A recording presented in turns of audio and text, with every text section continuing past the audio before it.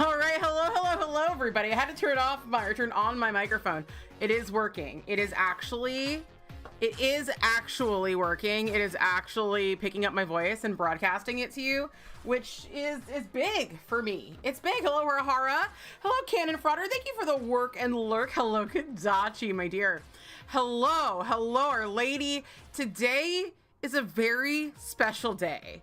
Today we have our famous what have become, actually I haven't done one of these in a long time, but we're having a funeral live on stream. Hi, Danny. We're having a bit of a funeral because as the title suggests, I am going to spoil some Oblivion for you. Now, if you are not part of the Dark Brotherhood in Oblivion and never desire to become part of the Dark Brotherhood in Oblivion, which is the game in the Elder Scrolls that came before Skyrim. They remastered it. It looks heckin' beautiful. So good. Looks even better than Skyrim. And honestly, I gotta say, better game than Skyrim. I love Skyrim. I've put thousands of hours, or a little over 1,000 hours into Skyrim. So not to hate on Skyrim, but it's never been the prettiest game. This isn't the prettiest game either. Overall, Bethesda does not make extremely beautiful games usually. But you know, I loved it, but I was like, this could be better. And Oblivion is even better, but there are some things that Skyrim has that Oblivion doesn't have that I wish it had. All sorts of things. That doesn't really matter. The point is, Twitch had a little fit, but you're here now. I'm so glad. You're gonna have a funeral for Synthetic Symphony, but you lost interest. Yeah. Let's not, like, I get you. Synthetic Symphony is beautiful. I have, like, 8 bottles of it. You know how, like, Brie is to Pacific Blue, Sally Hansen Pacific Blue? I am to Synthetic Symphony, except for I have even more. But part of that is that Synthetic Symphony, like, people weren't out grabbing every bottle they could as much as Sally Hansen Pacific Blue. So I'm sure Brie would have even more. And now I want to have one of Brie's Pacific Blues. Anyway, Skyrim is the straw that broke the camel's back for you, Bethesda, because of the Dawn Guard glitch. I'm so sorry. I didn't really care about the Dawn Guard, which is very funny. I don't know what the Dawn Guard glitch was, because Dawn Guard was the vampire DLC, and I was like, I don't care about vampires. I don't want to become a vampire. I don't want to date a vampire. Like here's my thing about vampires. Vampires can be hot if they're hot, but being a vampire doesn't, like, immediately make you hot in my book. I do sometimes, like, make jokes about thirsting after vampires because, like, it's fun to joke. And also, I am just a horny bee, and I'm thirsty over... I look at a person, and I'm just like, as long as they are, you know, 18 plus and down to clown, or I'm not going to include them in my thoughts about them. I try to be consensual, or keep it to myself.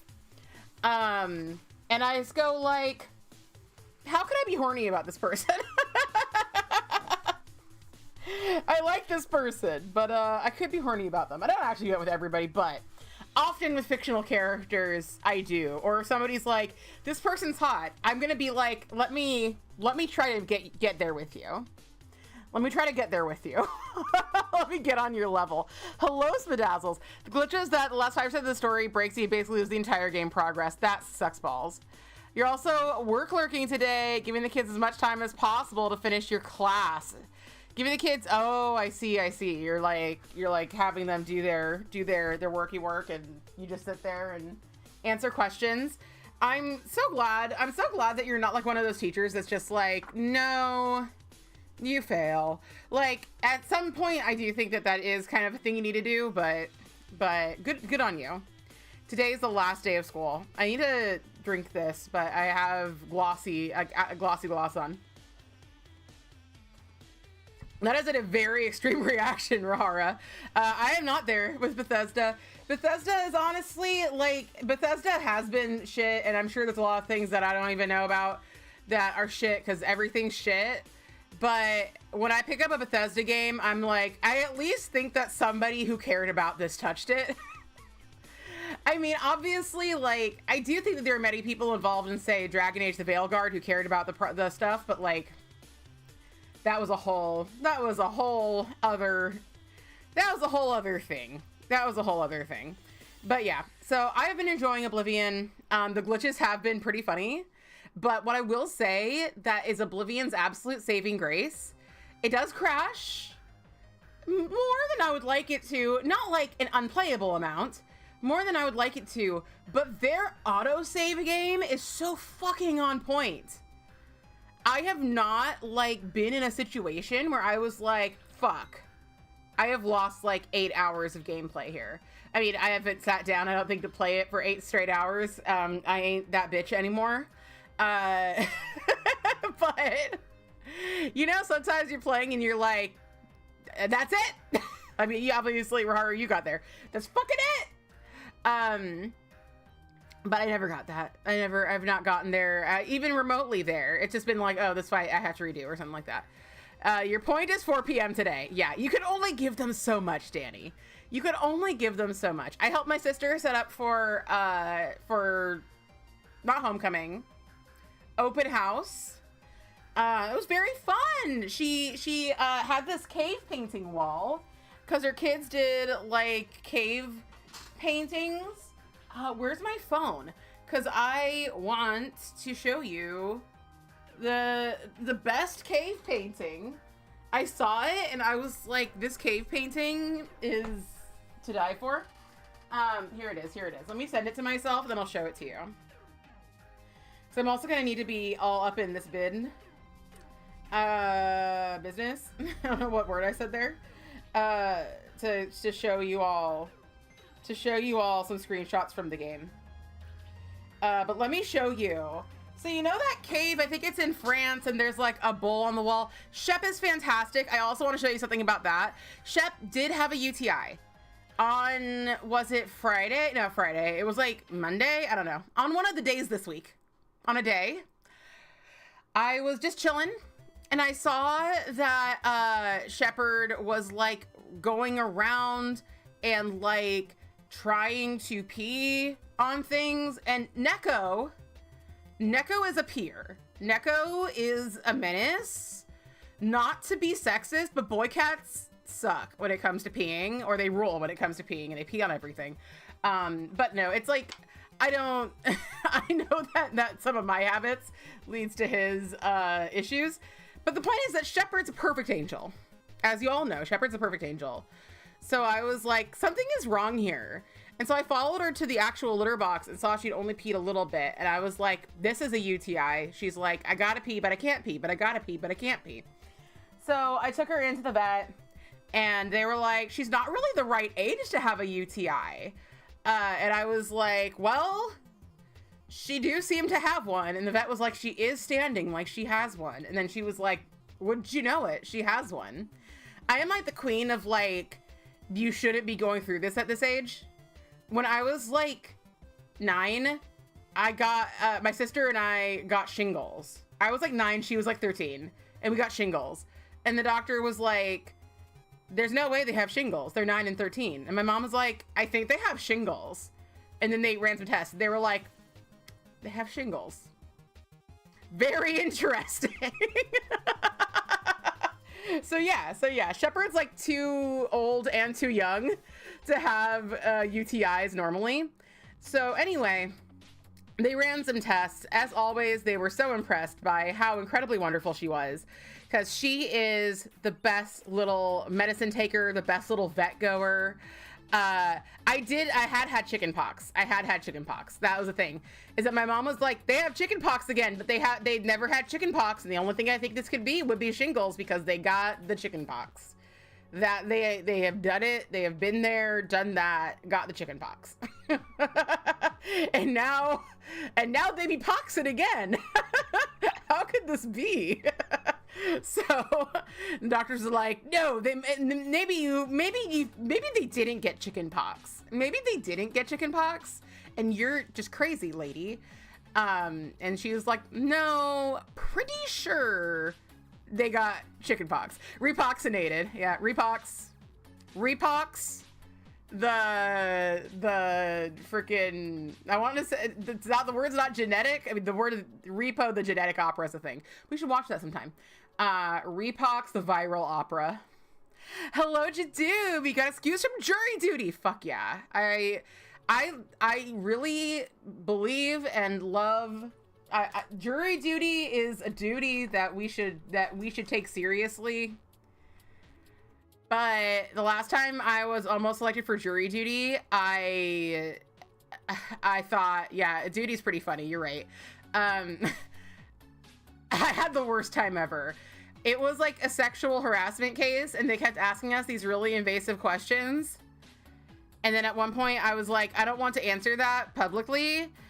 So they, like, the judge and like 2 lawyers took me aside for me to answer, and it was like me, who I'm not a short person, but these dudes were tall, and these like dudes I didn't know standing around me while I tell them about like something about my sexual history, and I was just like, this is literal hell. And then of course I didn't get like selected. It was all for fucking nothing.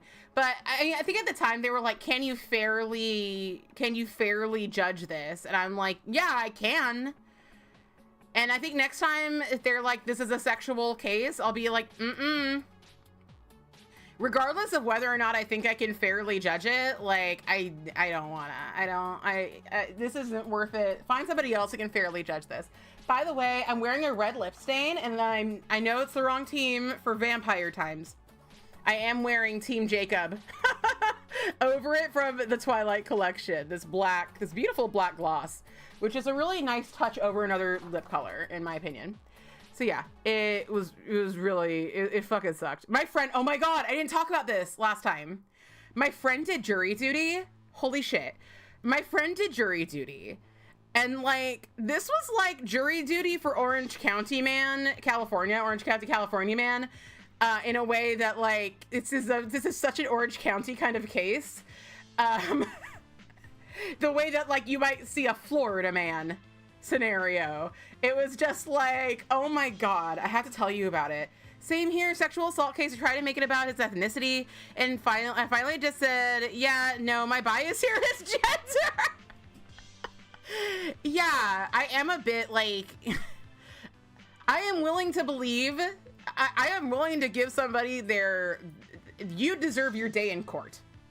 If somebody accuses you of something before you get carted off to prison or fined, not necessarily the court of public opinion, but before you get carted off to prison or fined, you deserve your day in court.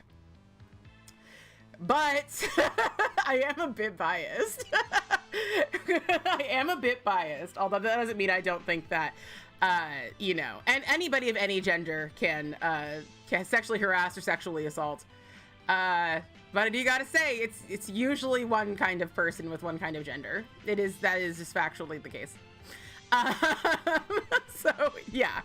That's what I always say when somebody's like, you know, like, what do you think? And I'm like, about, you know, a case that's happening.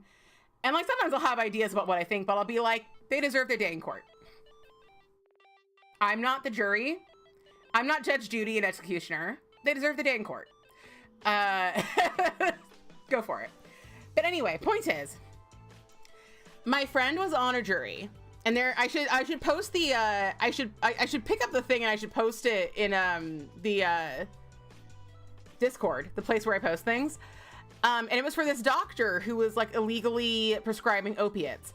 Now, the doctor had already lost his license, a lot of things had happened to this doctor. This was just the criminal case. This was just the case to decide, is he a criminal? Does he need to go to prison? Or is he just a bad doctor? Everybody agrees he was a bad doctor. Nobody thinks he was good. But the thing that was so funny, so he was writing these prescriptions for opiates wrongfully, and I think he had actually caused, like, I mean, cause is a strong word. He had facilitated people having too much opioids and overdosing. That wasn't a part really of that case. That was like a different thing. They weren't really looking at that for evidence, but that's what we were dealing with, was a person who had been just prescribing opiates too much, because it was at the time where people were like, this certain opiate isn't addictive, so you can prescribe it however much you want, and that's just like a bold-faced lie. Opiates are addictive. I have to give Shepard an opiate in her ear, and I have to wear gloves so I don't get opiatified. But I have had such bad headaches that, I'm not gonna lie to you, I thought about removing the glove. Look, shit's getting real. I've considered removing the glove. But I'm not going to, though. Something like that. I don't know exactly the case, but I will. Let me see if I can find this. Let me see if I can find this article, because I need to tell you. I need to tell you a thing this guy said, because it is just so freaking wild. It is so freaking wild. You gotta hear it. I think my friend shared it here. Is it this? No, it was not this long ago. It wasn't this long ago. Did they share it in our Fallout RPG general? Probably. I can probably find this article just by searching some keywords, because there's a quote.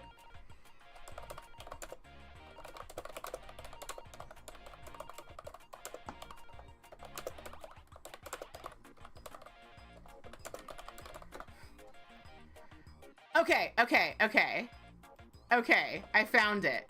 So it was partially deadlocked jury finds Newport Beach doctor accused of dealing drugs guilty on 1 out of 35 charges. And let me find the quote. I'm gonna just like find in page. I'm just gonna control F. Control the F. Okay. So one of the things that happened is this guy had repeatedly given this other guy, I think it was a guy, I don't know, this other person, a prescription. He had like driven to Ruby's on PCH in Laguna Beach, which is a very famous Ruby's. I think my sister's first wedding, we had the rehearsal dinner there, actually. And he like drove to the Ruby's parking lot and gave this guy a prescription at the Ruby's parking lot for opiates. Anyway, let me read to you. Hello, Luna. Let me read to you. Let's see. Let me see. Clausen said, I don't know who Clausen is, but he exchanged an envelope of cash for prescriptions with the physician in the parking lot of Ruby's Diner in Laguna Beach on several occasions. The mass quantities of medication picked up by Olsen's patients eventually drew the attention of local and federal law enforcement and undercover, that's not important, whatever. Olsen appeared to be aware of the federal investigation into his practice in text messages with patients presented during court. Please don't repeat the Ruby's thing, he wrote in texts with Clausen. You'll end up causing me to do hard time, and I will end up the bitch to the guy with the most cigarettes. This is what he texted this man. Which I actually found to be a nicer way than usual to say that about being in prison. But, I'll be the bitch to the guy with the most cigarettes. So yeah, just like, I don't know, a doctor taking money for an opiate prescription in the Ruby's Laguna Beach parking lot and then sending that text message, like, to me, it's just such a very Orange County thing to have happened. It's just such a very Orange County thing to have happened. Right? It's so, like, honestly, man, like, you shouldn't have done this, but also, I'm here for it. Yeah, that's the thing, is that, like, you know, I guess a lot of what they were trying to debate was, like, intent, criminal intent, and, like, at that point, you fucking know you're not doing the right thing, man. When you're exchanging an envelope of money for an opioid prescription in the Ruby's parking lot on PCH, and then texting that back and forth, like, y'all, dude, what the fuck? Anyway, I want to show you something else, though. That's not this. Although this is really funny. This is really, really funny. I didn't pull it up, but if you want to read more about it, I'll just copy it and paste it here in the chat. If you like want to read, I haven't read this whole thing, But mostly Hubs turned to me and was like, oh my god, you will not believe what this guy said. And I was like, you're right. That's insane. So Shepherd Sean is the best cat. You all know this. You all know this. But let me show you some proof. You must see some proof. Actually, I can go to the cooler Stephanie to find this for you. Let's go to the cooler Stephanie. I'm not sharing my screen, right? No. Because yeah, I'm gonna go to my content, my videos. I want to show you a video of Shepherd taking her medicine, because it's actually like it's actually I was surprised at how good she took her medicine, even though she is my cat. So let me do the screen share. So yeah, this is me and Shep, me and my 2 lacquered lady shirt and no bra. Enjoy. And Shepherd. All right, Shep, you want to show everybody what a good medicine baby you are? Get in. Oh, good girl. She's a better medicine taker than mommy is a medicine giver. And then, hey, we're not done. Now she has an opioid that goes in her ear.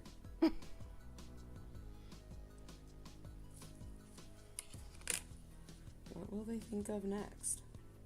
Good girl. You gonna get super high? Yes. Good baby. Good baby.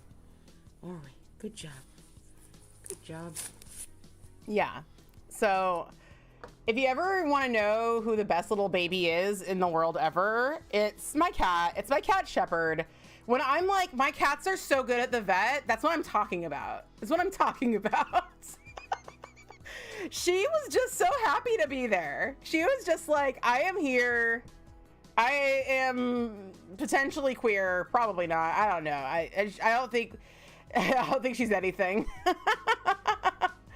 And she's here to take her medicine like a good girl. She's here to take her medicine like the best little baby. Did you get her opioid from the Ruby's parking lot? Because that's the best place to get it.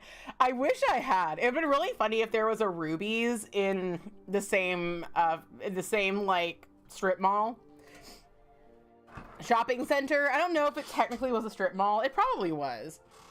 I'm gonna reapply my black lip gloss. Me in the parking lot with an envelope of cash if you have leftover bets. I'll apply it directly into your ear. I can't believe she has earpioids. Opioids for her ears. Yes, she's so good. She just sat there. Did you see her little, like, that cute little face that she made when she was like, nom, nom, nom, nom? It was just, like, the cutest face I've ever seen in my life. I swear to God, this cat is everything. This cat is my little baby. She is such a little baby. I love her. Okay. All right. So that is what's up with me. Anyway, today I woke up and I was like, I don't know what I want to do for earpioids. They were like, you put this in her ear flap. And I was like, I do what now? She has an ear flap? They're like, oh, like the ear part of the ear, the one that you can get to.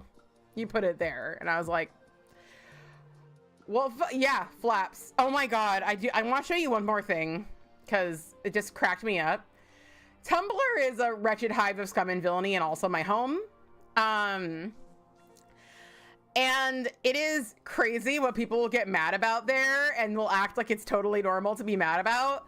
And I want to express that I think that it is fine and valid to be sex repulsed or vagina repulsed or penis repulsed, whatever.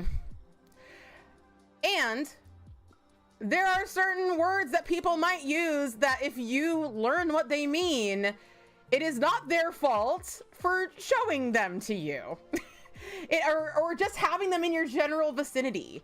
If you can't hear, say, the word vulva or vagina, without like having a visceral reaction and wanting to verbally or physically harm the person who introduced it to you, this is a personal problem. You know, I'm not saying if somebody like flashes you the vagine, you don't have a right to be mad about it. That is true. But if somebody says a word you don't know and you look it up, anyway, let me show it to you. Yeah, that's not a thing to get mad at somebody about. It's something to cope yourself with. You need to learn some coping skills, as we say in DBT. But I want to share this with you. Let me open it, open the link and make it big. Some of you have seen this, almost certainly. It is something to use your DBT skills about. It is absolutely... So there's this dog. It's so fucking funny. This dog is so funny. Because like they just like grab his face and do this. And they're like, what is it? Dog, stingray, cobra, labia. And so this is off Tumblr, but then the comments are on somebody's post about it on Tumblr. And then someone says, I looked up what labia was and I hate you, I hate you, I hate you. What? Relax. How do I relax when it's a pussy? This is Tumblr. This is how Tumblr is. You're just like minding your own business and you post something innocuous or slightly innocuous, and then somebody who is not related to you, someone who is not in your immediate circle, somebody who went out in the world, relax. Is that which pussy is that? It is a correct word. Exactly. Like, look, I'm sorry you can't handle the you can't handle the word. You can't, you know, I'm sorry you searched it and could not handle it. You know, it must be very difficult to have that level of aversion. Perhaps this is a child who did not want their parents to see them Googling pussy. Yes, I do think that using the correct words for genitals with your kids is the choice. That's the choice. They can start calling it a pussy and a dick or whatever when they grow up, and I certainly did. I certainly did do that. But yeah, this is Tumblr in a nutshell. It's just like, you're just living your life online and someone was like, I had a problem and now it is your problem. It's like, this is an inside problem. Hoo-ha, you know, it depends on what medical circles you're in, Jadoob. I would consider that clinically accurate. I've seen it on my forums, for sure. They were like, you gotta come in to get your hoo-ha swabbed. And my husband's like, that medical talk, I don't understand it. I'm like, oh, they say I need a pap smear. You refer to a pussy as a man rammer? Okay. I like that. Now the thing is that the labia is not the whole pussy. Here's the thing, and hoo-ha is in the same category. There are several parts to the female reproductive system. We're not talking about woman or man. You can be an impenised man, an vagina, or impenised woman, and an vaginaed man. We're talking about the reproductive system. There is a vagina. There are labia. There is a clitoris. There's probably even parts I don't remember, honestly. But if you want to be all inclusive with your language, we got hoo-ha, we got pussy, we got other words, I'm sure. The urethra is all up in there. You're so right. There's a urethra involved. I wish a urethra wasn't involved. A front butt? Yes. See, for me, the front butt kind of like implies mostly just labia. As does like meat flaps. Twat. Cunt. Perfect words. They should use them. They should use them in medical facilities. They should be like slam clam. Perfection. Exactly. Exactly. This is the future liberals want. You know, when, God, I can't remember her name right now. When Nicki Minaj, was it Nicki Minaj? Who sang the Wet Ass Pussy song? They were all inclusive. They were all inclusive. I kind of default to pussy, honestly, and I think that's because I'm like Megan Thee Stallion. Is that correct? Cardi B and Megan Thee Stallion. Okay.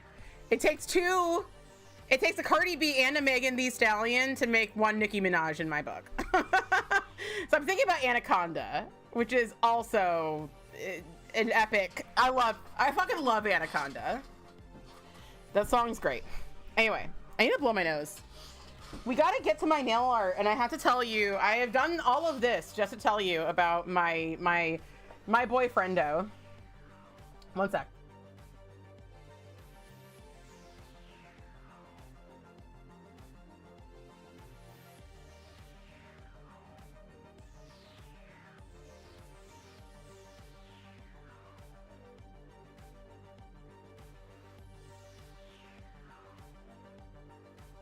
Y'all ever blow your nose with lipstick on and it's just like a very nerve-wracking and unpleasant experience?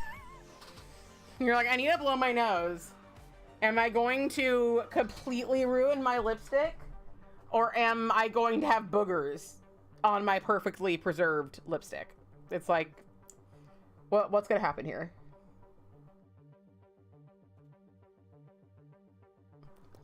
I just want, this was like a lighter shade than I wanted it to be, and I was gonna use this anyway, but now I like need to.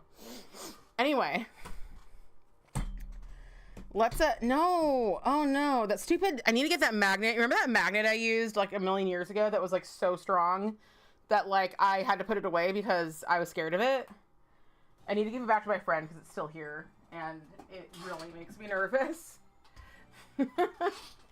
Anyway, I've been playing Oblivion. Very, very good time. 9 out of 10 would recommend.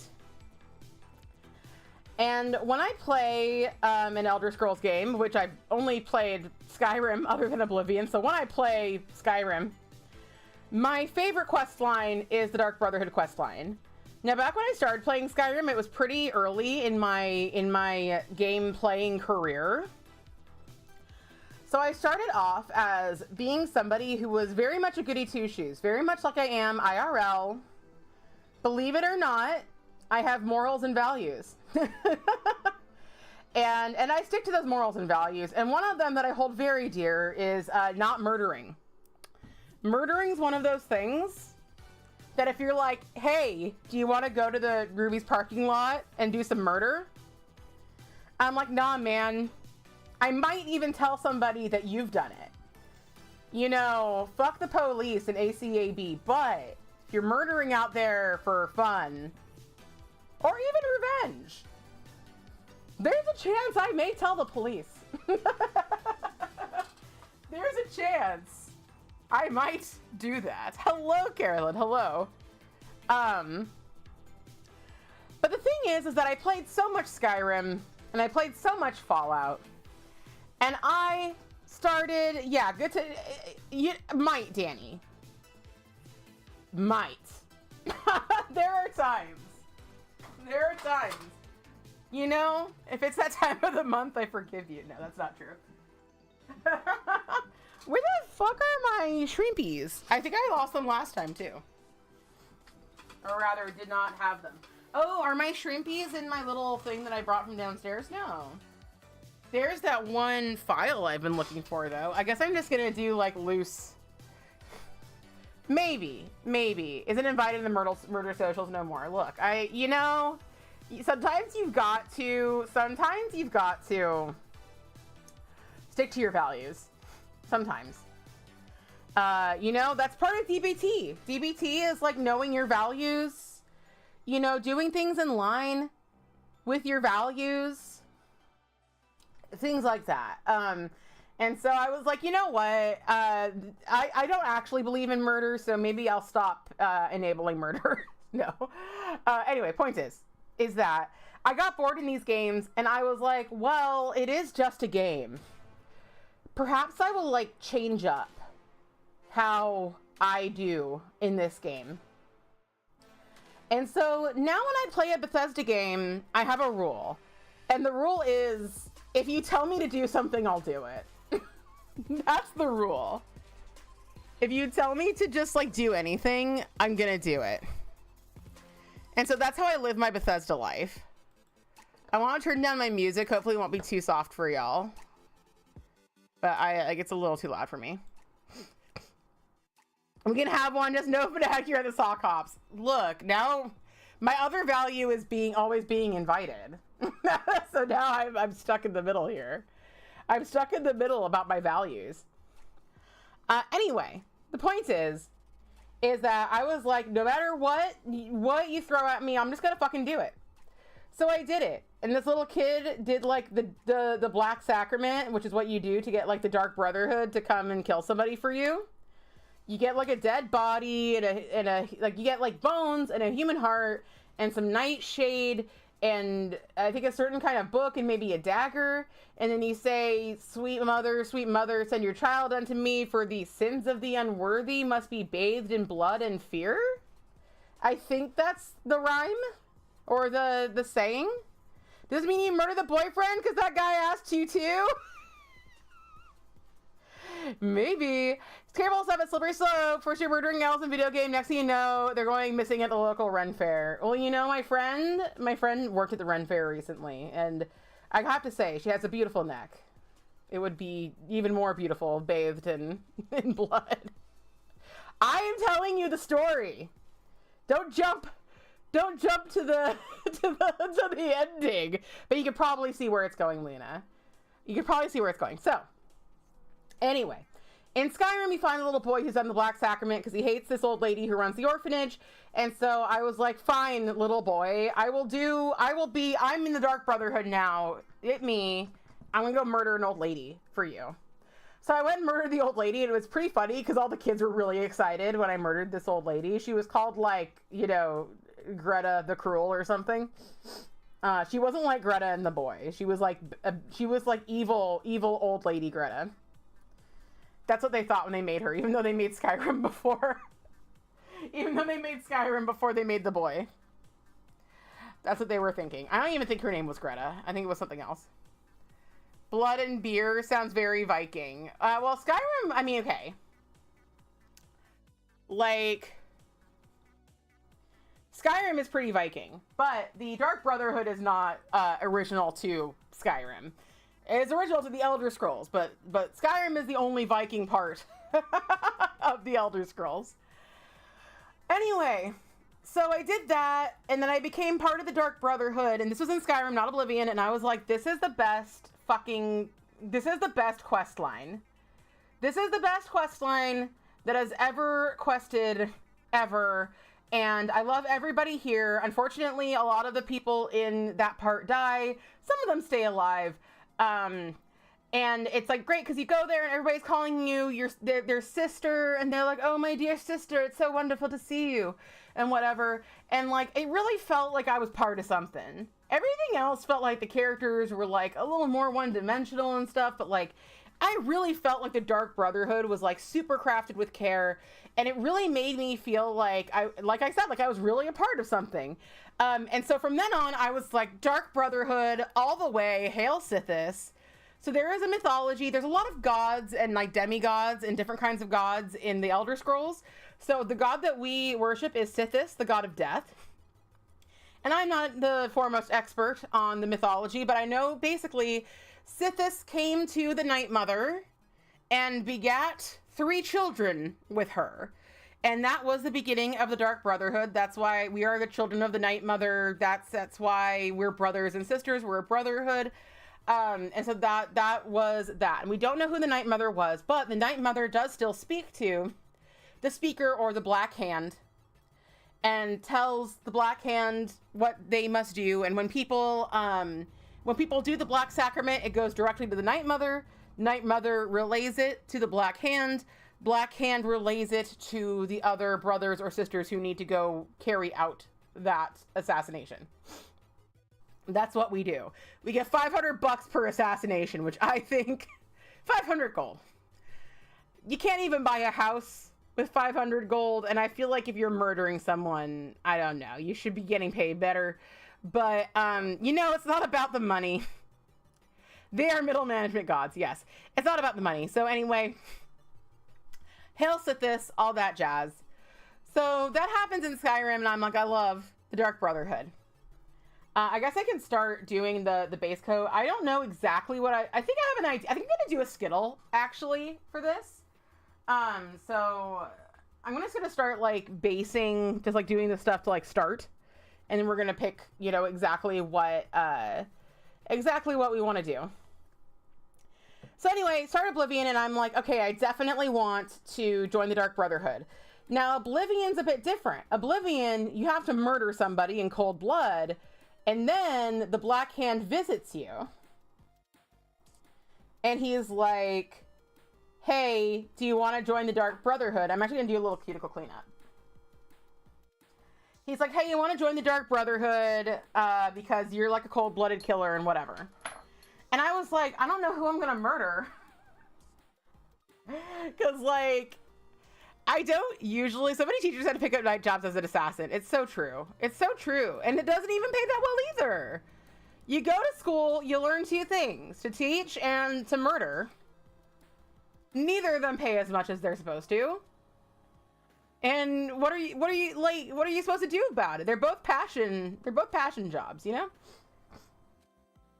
It's so sad. They're really just both about the passion. Anyway.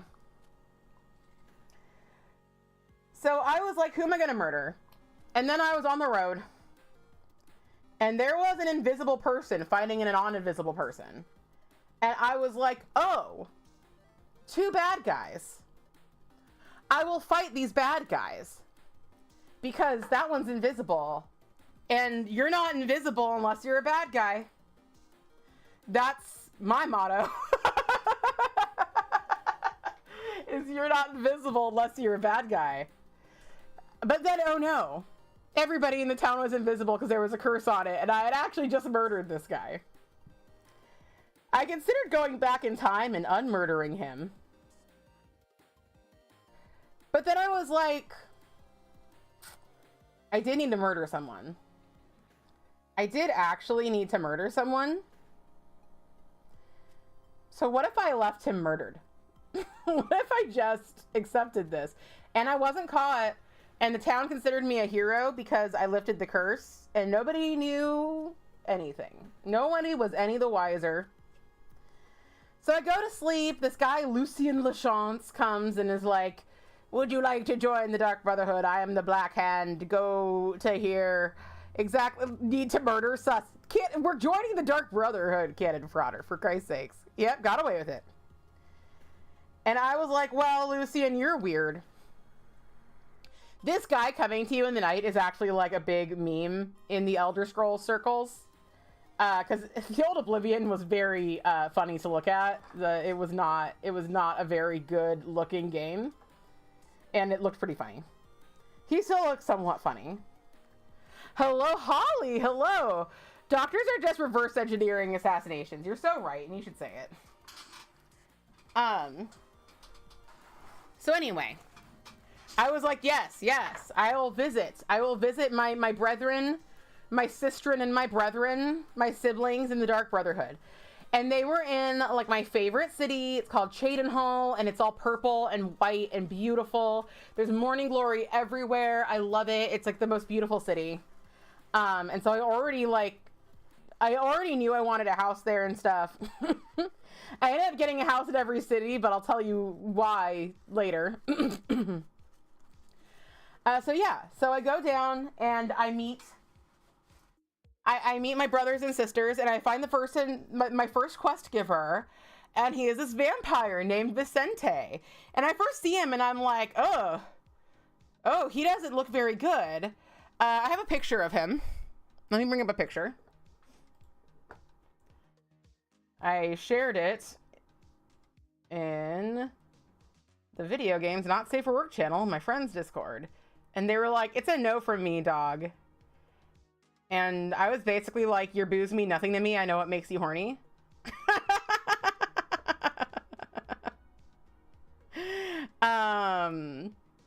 We don't have similar taste in men, but to be fair, or women, because they're not, because they are gay. They're not bisexual. How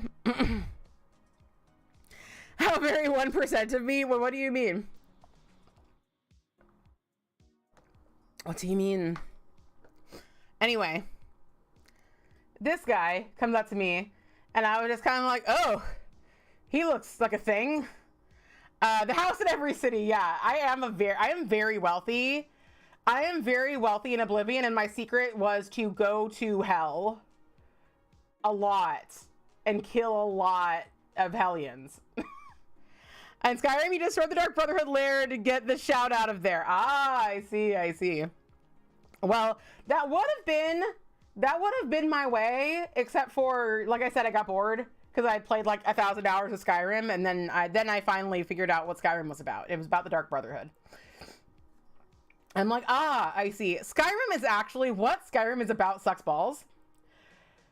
There are two like main storylines. And one of them finishes the game and the other one doesn't. There's like a civil war, and the civil war sucks and both sides suck. But you don't even have to do that to finish the game. I thought you did. Luna, I hate to say this, but you're banned. Shut up. No, I love you. I wouldn't ban you. But the point is yeah, not the best looking guy. But then he like worked on me with his voice. Okay. All right. If you want to hear the rest of my tale of woe, you can listen to the VOD. Or just come to any other stream where I will still be talking about this for years. You know how it is. Anyway, so I saw this guy and I was like, whoa, you look like a something.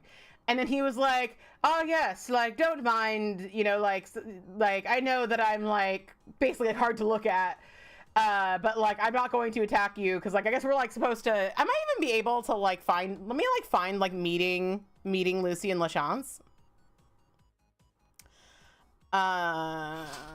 Meeting Lucian LaChance.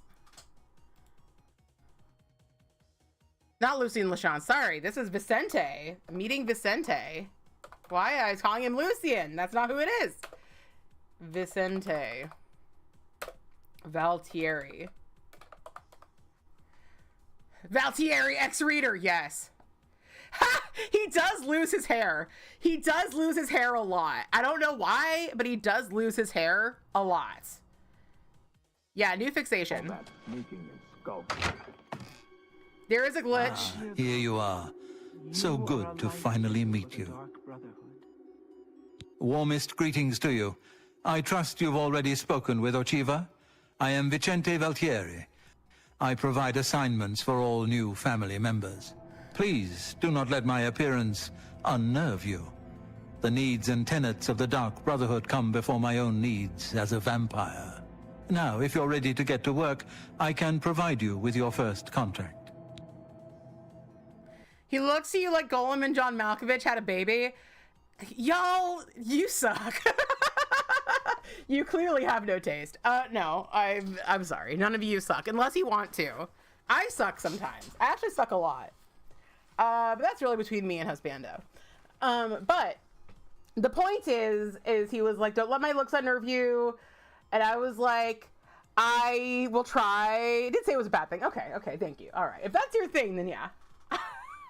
Anyway, he fucking got to me. The way he delivers his lines. And let me tell you, like, I would say probably a quarter of all the men in Oblivion have the same voice actor.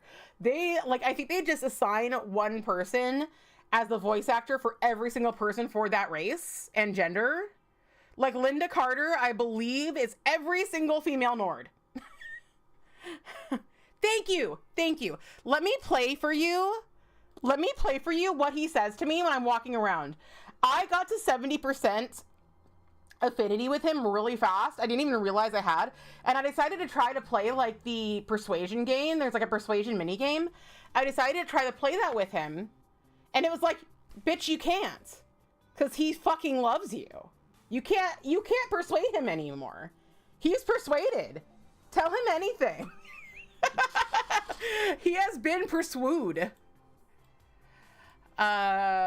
Vicente Valtieri, you are like a dark gift.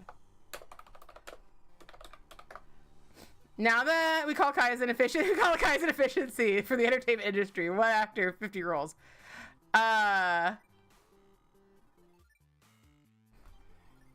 Wait. He looks so bad in the original Oblivion. From the Night Mother herself.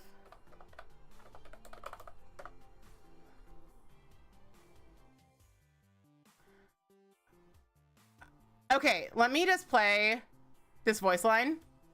The dark gift from the Night Mother. Damn it, they didn't like start it from the beginning.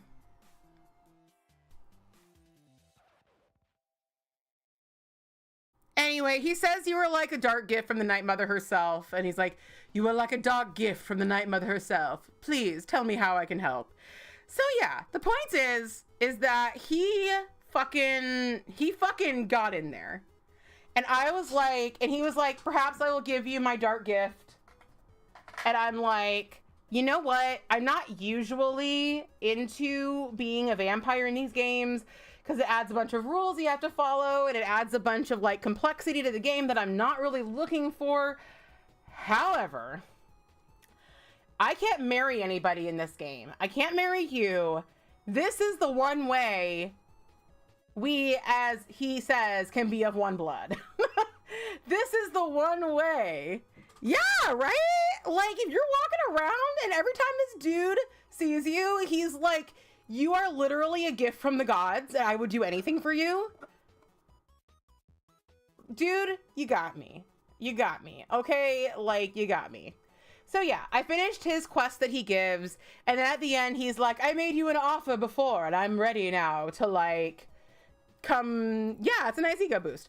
So he offers me his dark gift, and I'm like, yes, yes, yes, yes, yes, yes.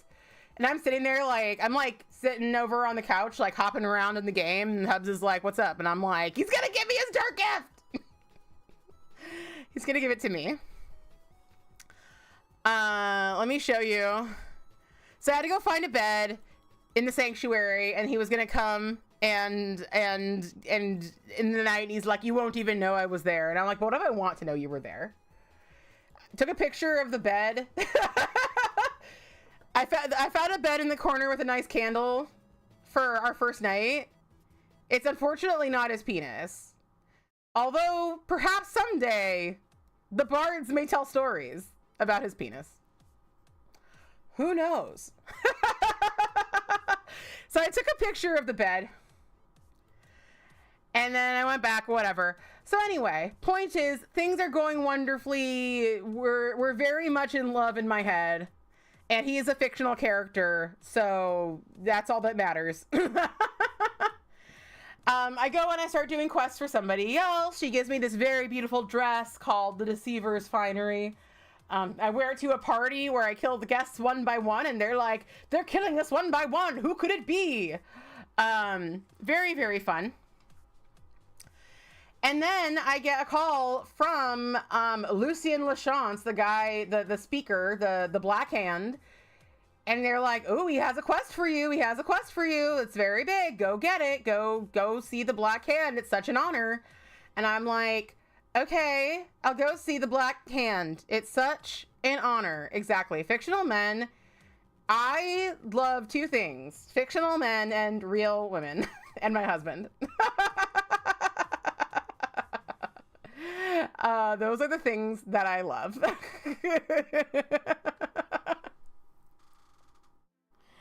Oh my God. Anyway, sorry, I wanted to tell a story, but then I was like, perhaps slightly too personal.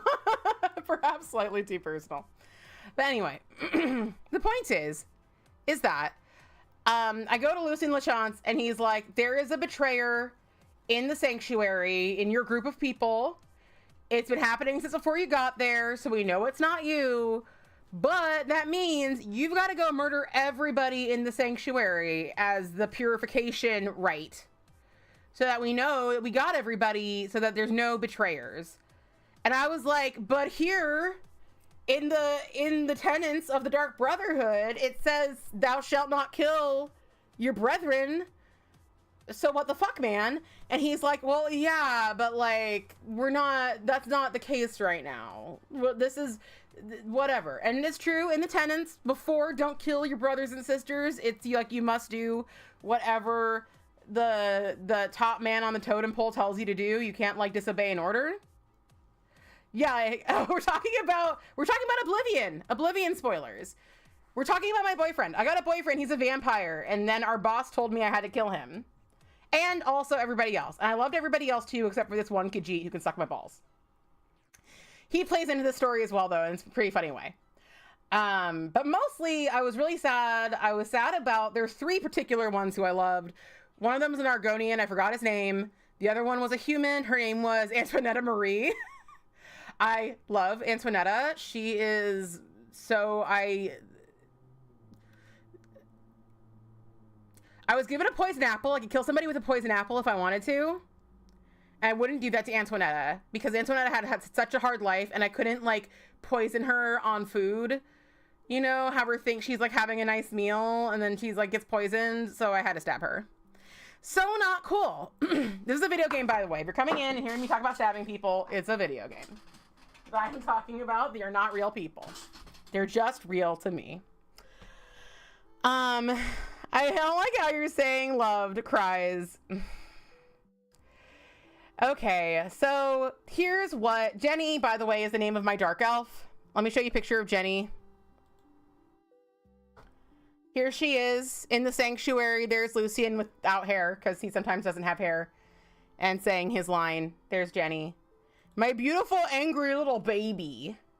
I named her after Jenny Nicholson, and I did try to make an elf that looked like Jenny Nicholson, but elves do not look like humans in this game.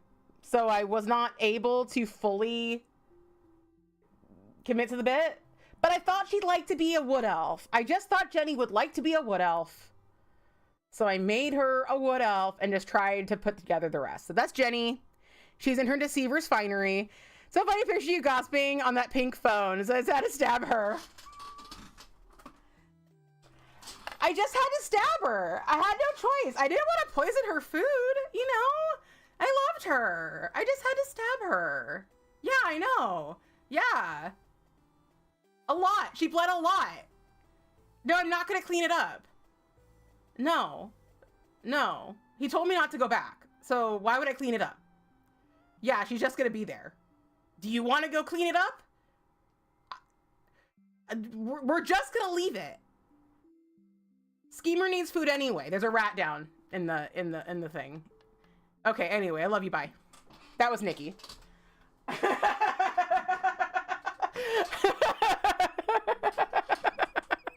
Anyway.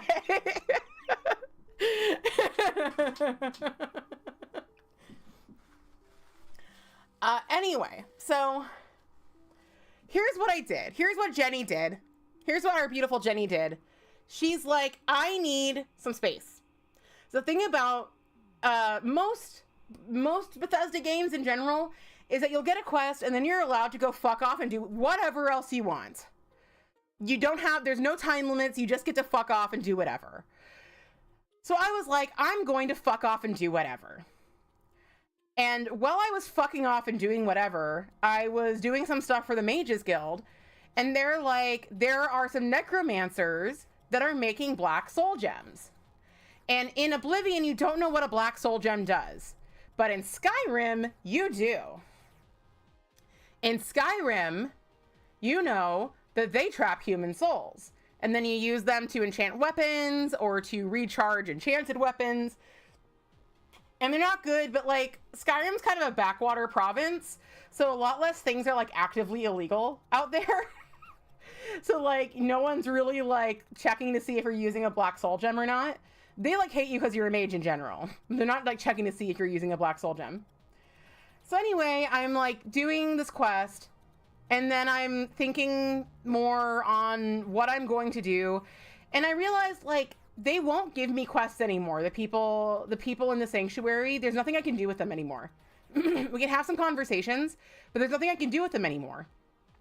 Also, when I talk to Vicente, and when I talk to like my boss, my like lower boss, Ochiva, about like what Lucy and LaChance wanted me to do, they were like, oh, it's such an honor, you know, let me like, they're just basically like, you got to do what he wants. It's such an honor for him to choose you. You better not let him down. And I'm like, bitches, y'all do not know. Y'all don't know what you're saying. You don't know what you're telling me I should do. That was this.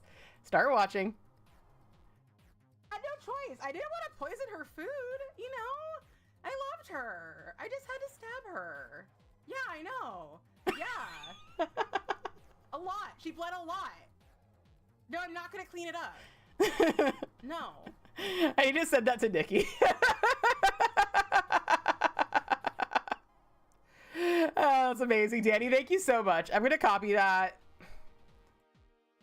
Copy that, and I'm gonna send it to myself. Hold on. I'm just gonna paste it right here.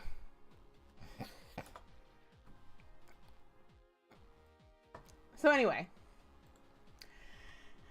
Oh, excellent. Thank you. So yeah. So, hold on, back to where I was. So anyway, everybody in the sanctuary, when I was like, hey, I want to talk to you about my contract, they were like, don't tell me what you're doing. You got this. Lucian trusts you. We love Lucian. Yay, Lucian. And I'm like, bitches, we need to fucking talk. And they were like, actually, we're not going to talk about that. And it makes sense because like whatever the Black Hand says is the word of the Night Mother, which is the word of Sithis, which, you know, like regardless, if you serve Sithis, you're gonna want to serve Sithis. So if you gotta die for Sithis, you gotta die for Sithis. It's a whole ass deal. And you don't want to piss off the god of death, because when you die, you're gonna go to there. You're gonna go and he's gonna be pissed, and you want death to like you. So if you die like a fucking champ for death, it be like that sometimes. Exactly. So I'm like, okay, I have decided that we're going through with this. And I'm like, but I need to make it special. I need to do something to make it not all in vain. I need to do something to make myself feel better about what I'm going to do. And then everything aligned in my brain. And I realized what I had to do.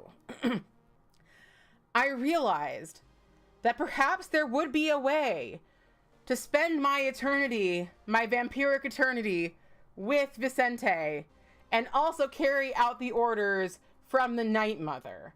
And that was a black soul gem. So, in Skyrim, you just kind of find black soul gems wherever, and you can find black soul gems on necromancers sometimes, but it's like a 10% chance drop. And I'd already found one, and I accidentally filled it with like not Vicente. It was a whole ass deal. So you have to like go to this altar and take a grand soul gem and cast a spell on it on the exact right night. It happens once every 8 days, and like you need a ranged soul trap spell.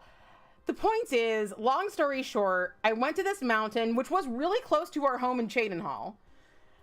I went to this mountain, and for like, I swear to God, like 15 Skyrim days, I like waited to see the sign that I could, like Skyrim days, Oblivion days, same as Skyrim days, but for like 15 Oblivion days. I waited till I could see the sign, like there's supposed to be a light that comes down, and then you can like cast soul trap on the altar, and then you can make a black soul gem. But I kept like you have to like be standing away from the mountain to actually see the sign, and I didn't So finally one day I'm like, I swear to God, this better work, or else I'm just gonna start hunting necromancers. I swear to God. But like, I want to enchant my own soul gem I don't want to just get a necromancer's soul gem to keep, like, my beloved soul in for the rest of eternity. Like, that's not romantic. So finally one day I went and I got my special staff so I could cast it from a distance, put my soul gem in, cast it, and I open it up, black soul gem. And I was like, Hail Sithis, praise be to the Night Mother. Finally, I have my black soul gem. So take my black soul gem, put it somewhere safe, go, and I enchanted myself a special dagger. Let me show you the special dagger. Hold on, that's not the right picture.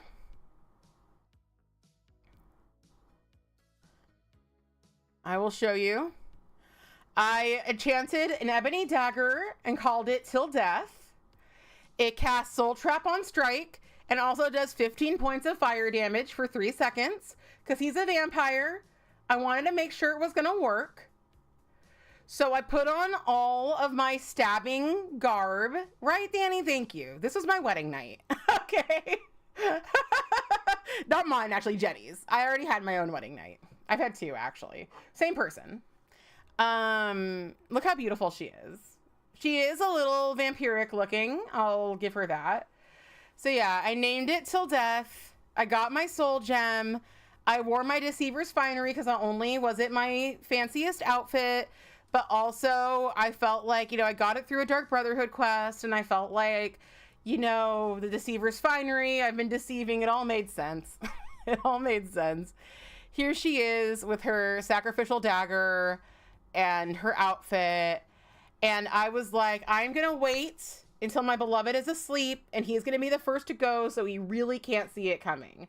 So, like, he really does not know it's coming, and he will suffer as little as possible. So yeah, I waited until I waited in his room until he was asleep. There he is, my beautiful man. And there I am with Till Death. And yeah, and then I fucking stabbed him. And so after I stabbed him, here he is. After I stabbed him, he was like ragdolled, you know? And so I was like, I can't leave him like that. So I got him back up. I had to use the drag function, which is not very good. Better than I thought it was going to be. I had to use the drag function to like replace him onto his bed, onto his slab that he sleeps on.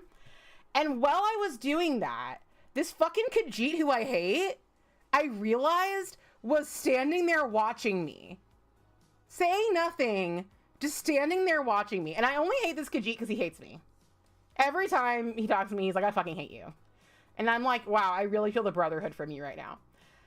And I was just kind of like, I do have to kill you too. I actually do, in fact, have to kill you too. So I did. And then, like, luckily killing him made Vicente's body kind of, like, do a weird thing that made it easier to, like, place him on the altar. Because let me tell you, like, if you know Oblivion, this isn't easy. What I did here is not easy.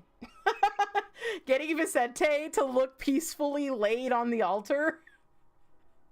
Or on the bed. Not an easy thing to do. First, I had him, like, ass up. Which, yeah, well, I did change knives. I would like to have you know, I did change knives. I changed knives to an actually more powerful knife called Ol Stabby. Ol Stabby is a Daedric knife. I didn't want to kill Vicente with a Daedric knife because they're not of this world. I thought he would like an ebony knife more, so I was like, whatever. I also made myself my own spell to reinforce my stabbing called Fratricide, which I was very proud of. So I cast Fratricide, stabbed him with Till Death, and then put Till Death away, and then got out Ol Stabby. So, stabbed the Khajiit with Ol Stabby, and then he was just there. So let me show you this beautiful picture that I took. Where's the beautiful picture that I took? Yes, the soul gem did work. The soul gem did work on Vicente, and I made sure, like, I only brought 1 soul gem because I didn't want to accidentally bring like 2 or 3 black soul gems and then be like, fuck, which one of these is Vicente? Like, I considered doing one. I was considered doing one for like the other people too, and just like having them just in case. But like, I was like, you know what? They gotta go to Sithis. I don't know what it's gonna be like in this soul gem, so I'm gonna let them die and move on. Vicente is mine though. Anyway, this beautiful picture. I'm fully standing on a Khajiit right now. She is standing on a Khajiit, a dead Khajiit on the floor, to take this beautiful picture next to her beloved Vicente. So, you know, sometimes you gotta get this shot. The audience, even the audience does know what went into it, but the audience doesn't have to know what went into it. The audience doesn't have to know that right off screen, there's a dead cat that you're standing on. The Khajiit are the cat people. They don't need to know that. They just need to see this beautiful picture. So anyway, then I went through and I stabbed everybody. And I tried my darndest to make sure that my 3 favorite friends, who I can't remember the name of the guy, unfortunately, the Argonian who's a lizard man. I can't remember his name, but I loved him. I loved Antoinette and Marie. I tried my darndest to make it so that they didn't realize it was me and that it happened really fast. The cat guy, it was just really funny. It was just, the cat guy reminded me of a situation that happened that's also maybe something I shouldn't share here, where I was doing something and then somebody else was randomly standing there and I was like, oh, hey, are you so-and-so?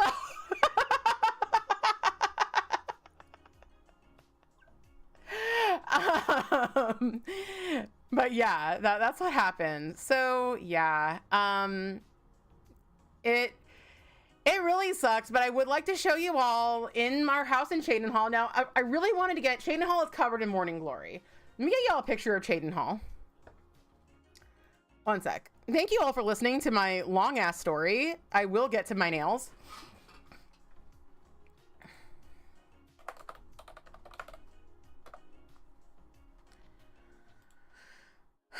I will get to my nails. There we go. Open image in new tab. Oh wait, this is the old Cheydinhal. Let me get the new Cheydinhal. Cheydinhal remastered.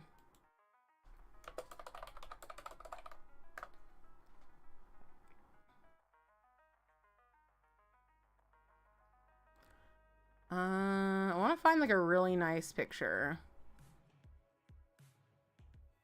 of like, well, here's like the Mages Guild in Cheydinhal. Let me find, maybe I will use that picture I was using before. Open image in new tab.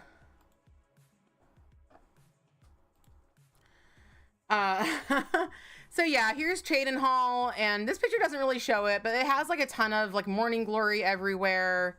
Maybe I can find some of the morning glory. And it's beautiful and it's purple. And unfortunately though, I couldn't pick fucking morning glory and put it on the altar. But I did make an altar. You can see it here. So maybe I'll come back out. So yeah, on the altar, I put all stabby, not all stabby, sorry. I carry all stabby. I put till death. And I put Vicente's little soul gem.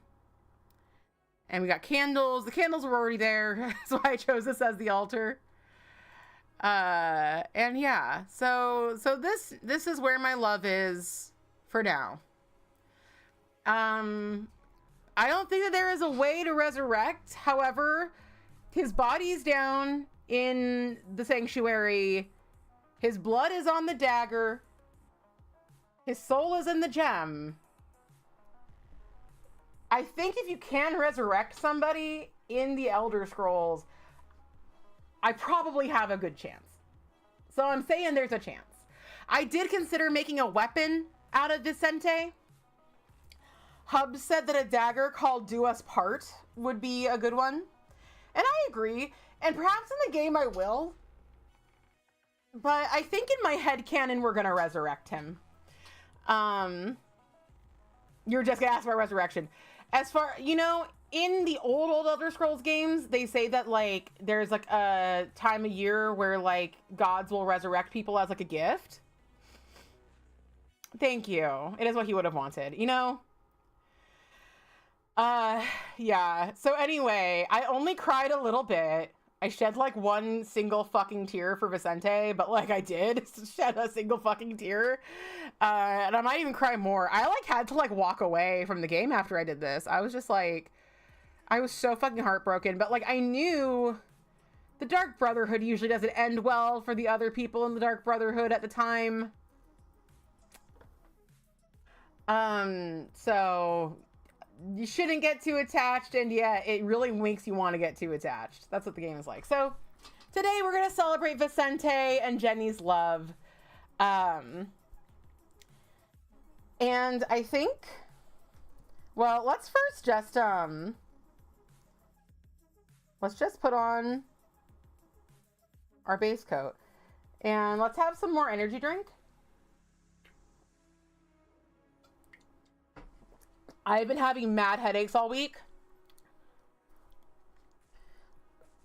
And I'm doing okay right now. But I do have a headache. I do have one. We did also get our ACs installed. Now there isn't one in this room, but there should be one in this room eventually. But even just the 2 ACs that we have installed right now are making a huge difference.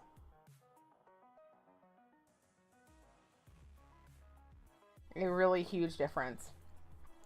So, Our Lady was suggesting, like, whatchamacallit, black soul gem nail art. And I do think I want to do that. I think I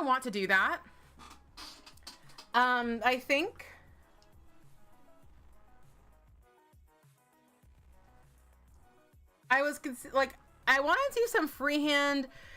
Finally breaking work to say hello again and playing that the work podcast for next week was canceled. No, the podcast isn't going well. That's very sad. Danny and I will hopefully eventually have a podcast running again. It's hard though. Our lives are very, very busy and exhausting.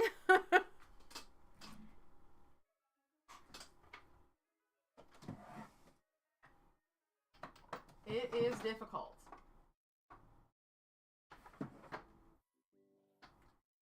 So we've got Crown Jelly by Starly. Hooray! I'm like, I want to say huzzah, and then I forgot the word huzzah, and so I had to like change it hooray halfway through. So that's what happened right there.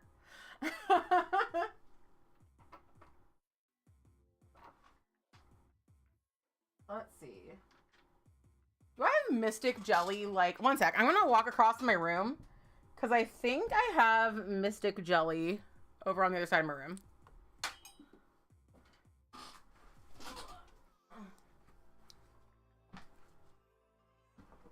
I have many purples over here, actually.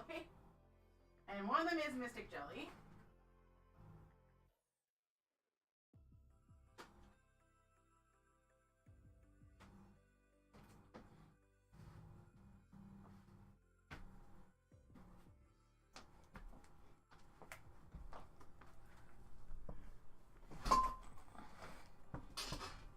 And Juicy Fruit by Cirque, that kind of looks like a black soul gem. It's 2 in a row canceled, which is too bad. They usually had a couple hundred people on the call. I mean, listening to the podcast. But hey, I guess at least we'll always have Tanzania. You know, nothing is permanent. Nothing is permanent. Nothing lasts. And you just have to appreciate the memories.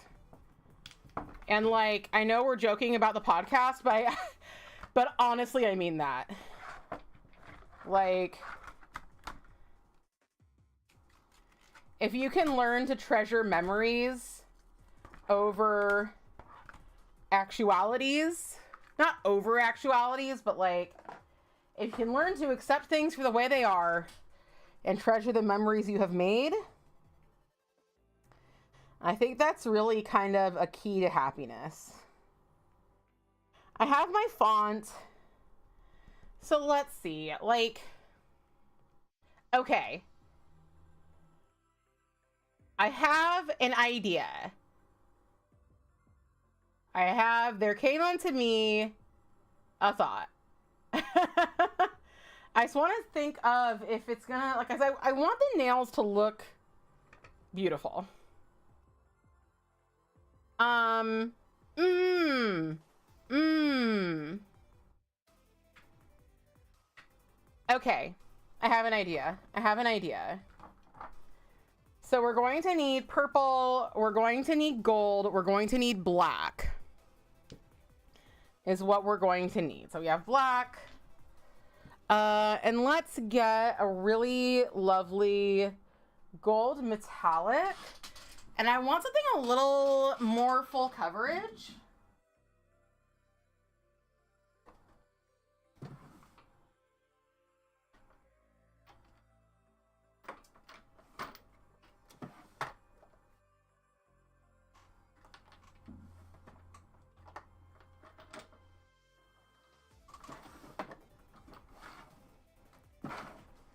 So we're gonna go with this like gold metallic, not gold foil.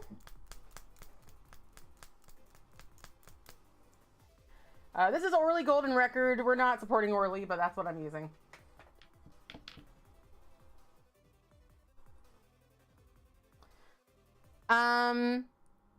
Okay, and I know what I want to do.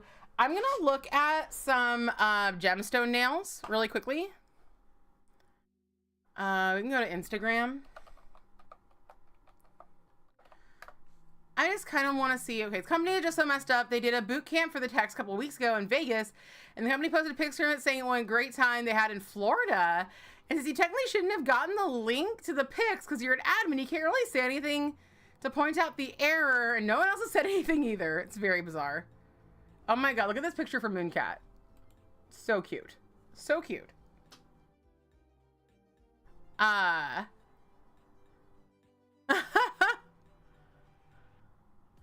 It was for sure Las Vegas, Nevada. That's very bizarre. I'm gonna look up gemstone nails.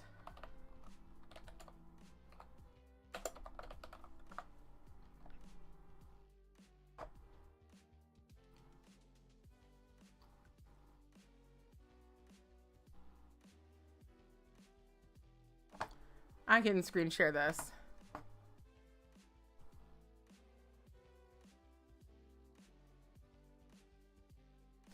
There's a lot of people who are like, they're not doing like faceted gemstone nails. Here's someone who did facets. I think I'm just gonna have to look at a picture of a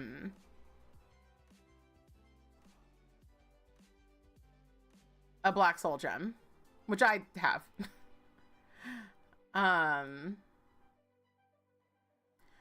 Because most people are doing like kind of agate geode kind of looking. Ooh, this one's great. This is actually pretty perfect.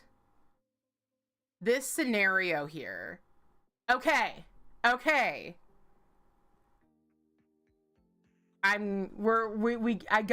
got it. I know what we're doing. So we are going to be using Juicy Fruit by Cert Colors. Really love this flaky polish. See, I used to work at a lapidary museum, and you're totally into gemstone nails. Okay. Fantastic. Oh boy, that took all of my grip to get off of that.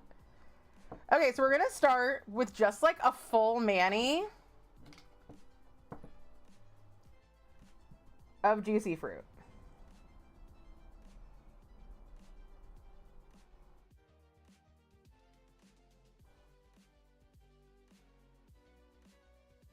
I think I have some Cert Colors brushes that would make this a little bit better, but at the same time, that went on pretty well. Even though I did kind of get into my cuticle there. That's fine though.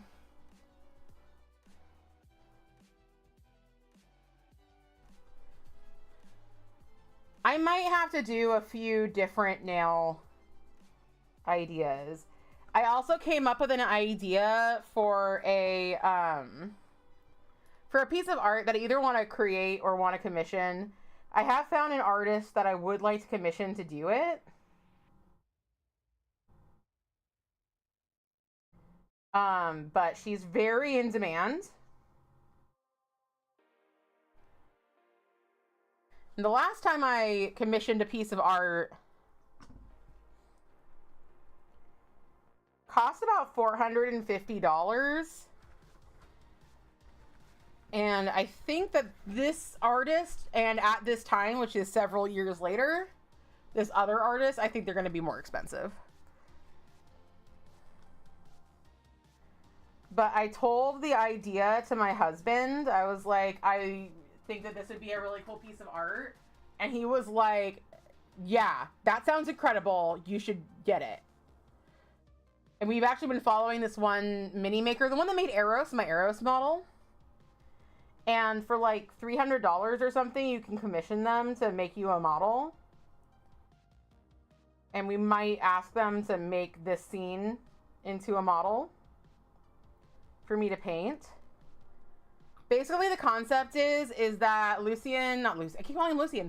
Vicente has his hair down and he's like biting or about to bite or have just bitten Jenny's neck. And then like behind his back, she's going to be holding till death. I think it's going to be very, very sexy. He's like, this is what the vampire lovers want. This is what the people want to see. And like, I agree. Your ex was, wait, you get your son to wear pants so you can pick up your daughter. Your son is very anti-pants. Your ex is very anti-pants. That is trouble. That is no bueno.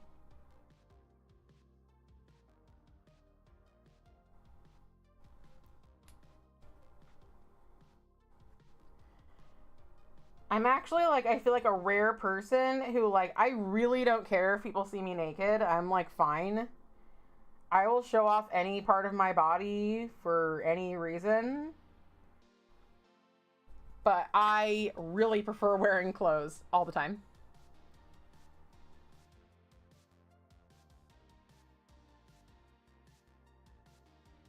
I like wearing clothes and shoes and socks. Like, it is absolutely fair.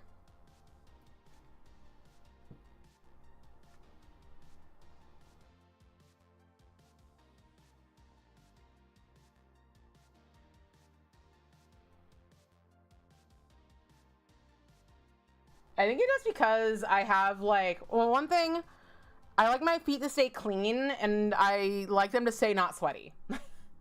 So shoes and socks it is.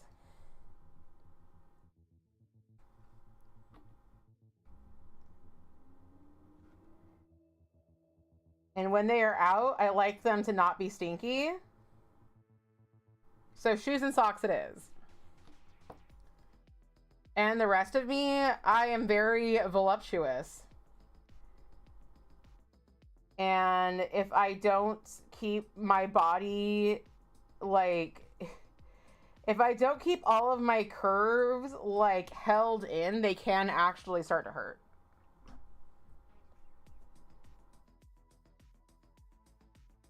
And be very uncomfortable and be very sweaty. So I'm kind of like, yes, I would like a bra and full coverage underpants.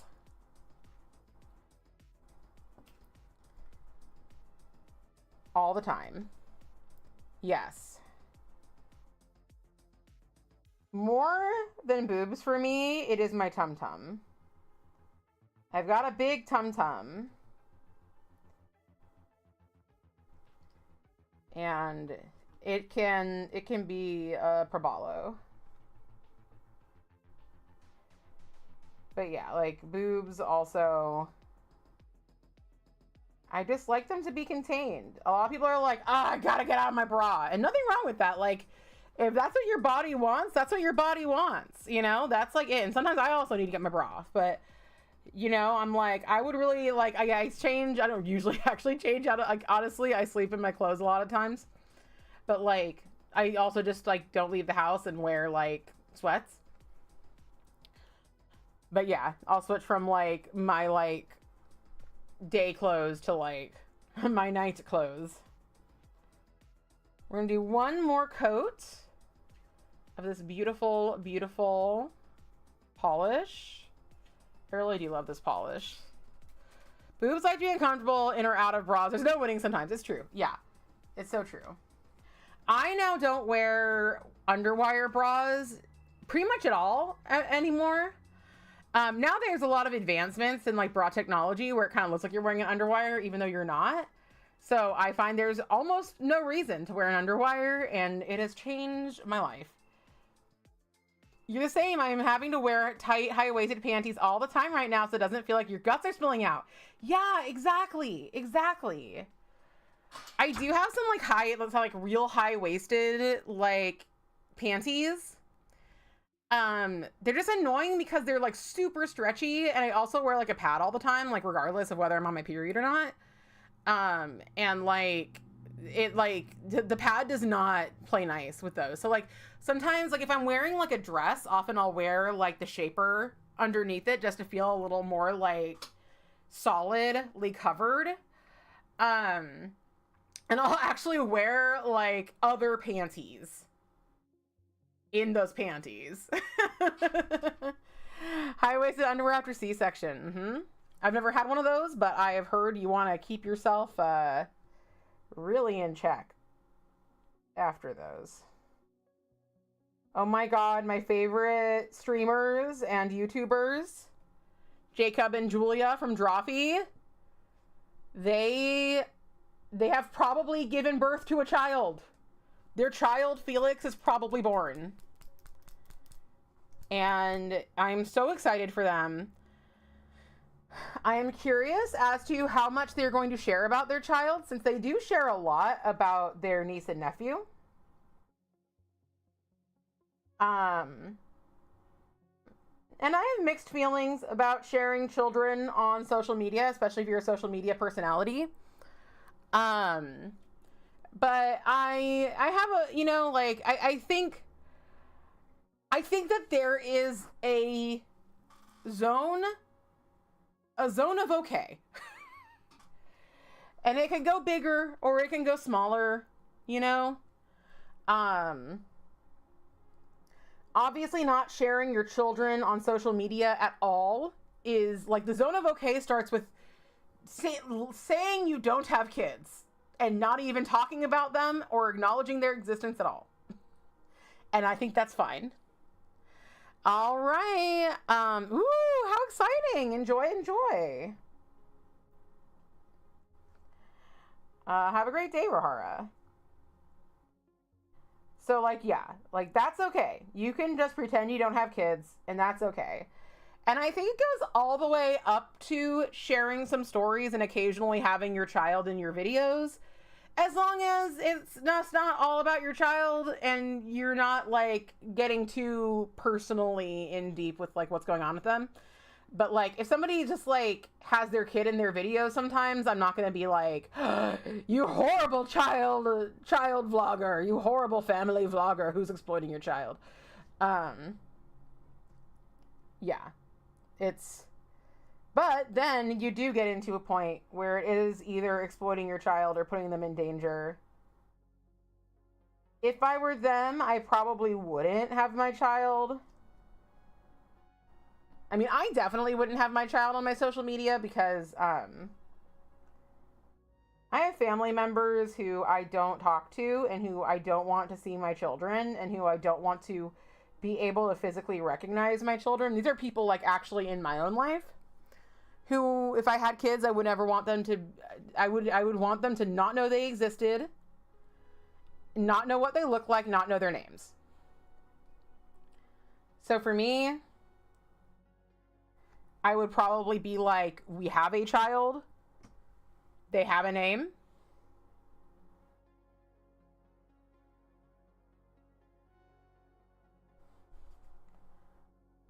but I think it's fine to share a bit of your child on social media. Because, like, whatever. It's fucking life, you know? It's just life. You used to have your kids more on your social media and you worked as a moderator and now you're a lot more careful. Yeah.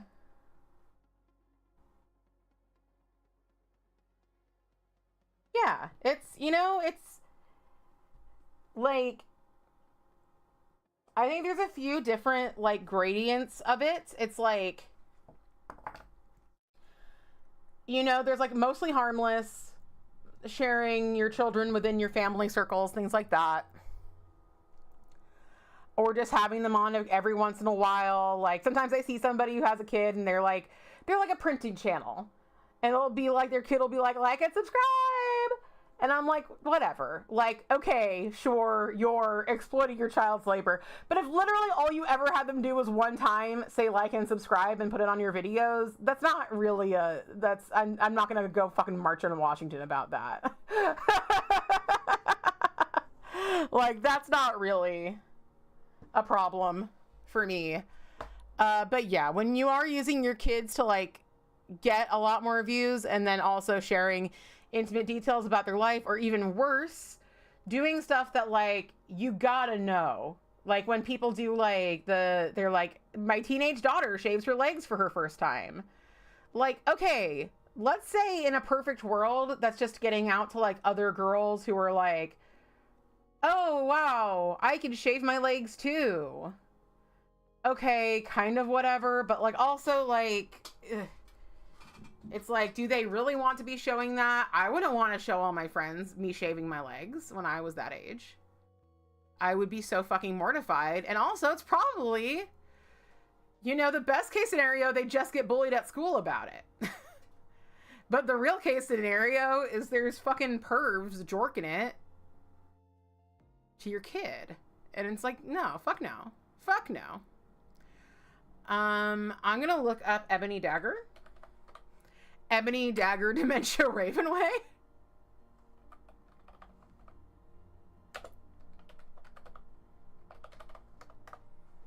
You don't share your faces in the general internet, but your daughter wants to be in the video. Hands and voices, okay. Yeah, yeah. Absolutely. Like, it's all, ooh, Ebony. Oh man, I get 3D print an Ebony Dagger. Y'all, the world has opened up. I didn't think about this. But if I want to, I can make my own little shrine.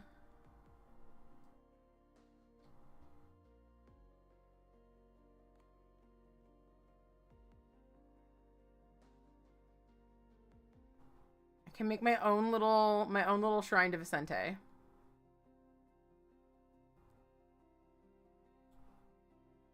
All right.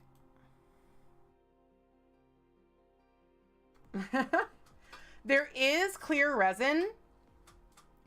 And it's so funny. I was watching a video because they were talking about how like after you wash clear resin, it's not like fully transparent anymore. But it is when you take it out of the machine. It's fully transparent.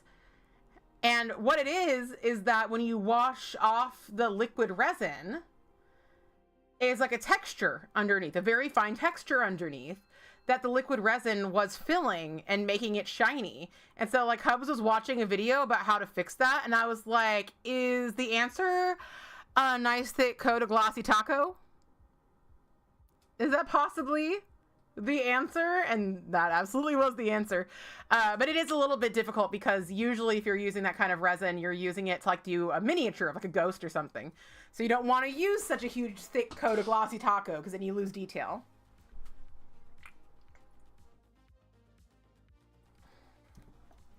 But in the case of a soul gem, I think you could absolutely do it. And you could absolutely do it. And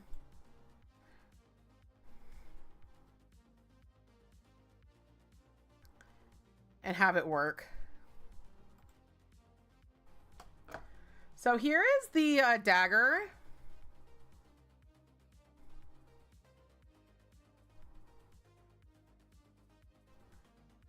I wanted to kind of like make,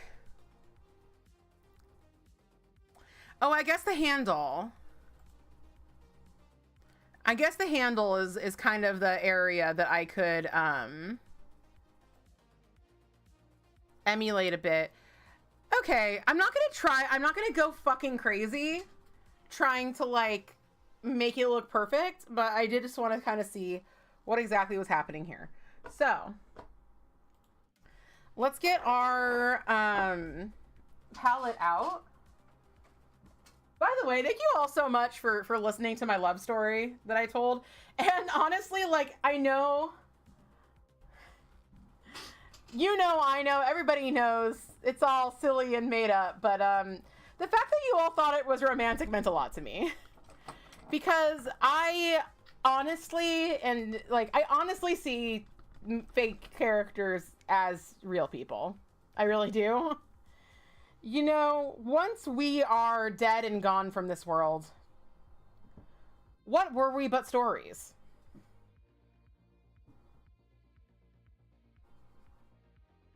What were we but stories? Oh, maybe I'll put on a coat of a top coat. So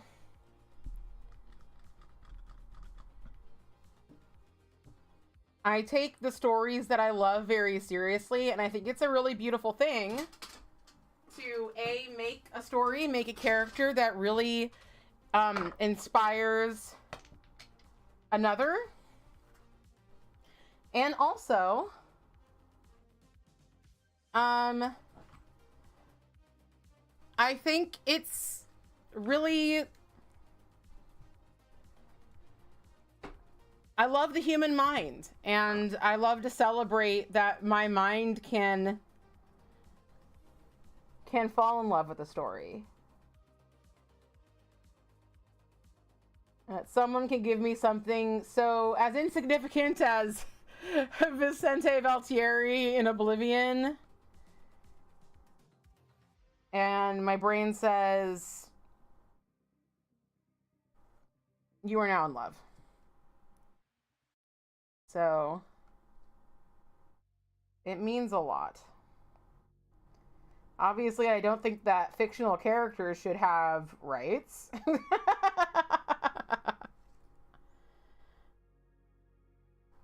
But I do love to celebrate them.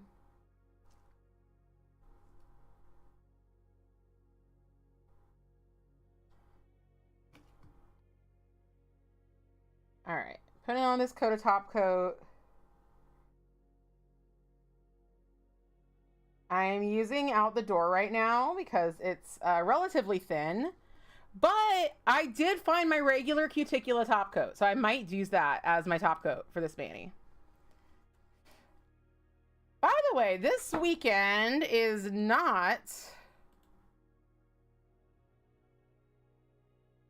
Yes, this weekend is not bingo. Next weekend is bingo. We have one extra week for bingo. And also, we need to decide on a movie for next week for our movie night. And there came unto me a thought that perhaps, like last year, because it's going to be the 30th, so it's going to be... There's 31 days in May. But since it's going to be the 30th, maybe we should start Pride Month early. This Pride Month is not going to be as exciting as last Pride Month was. I am just too tired and overwhelmed and minorly broke to really like take on the task of doing a whole big thing.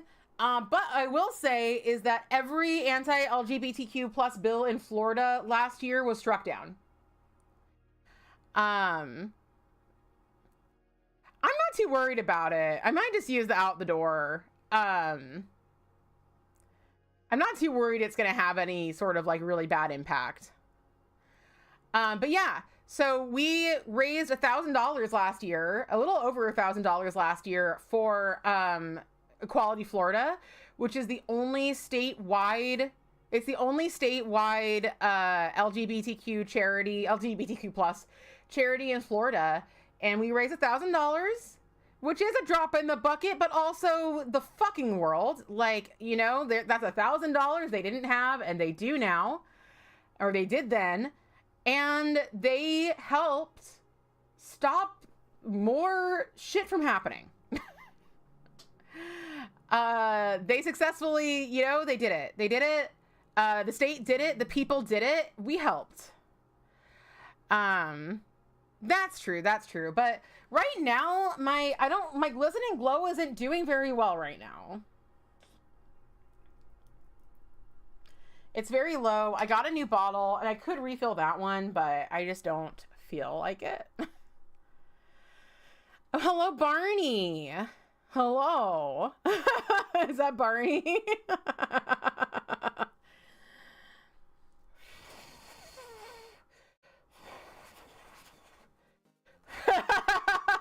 Hi, baby. He sure said it. He sure said it. He's right and he should say it. All right. Let's get in here with black.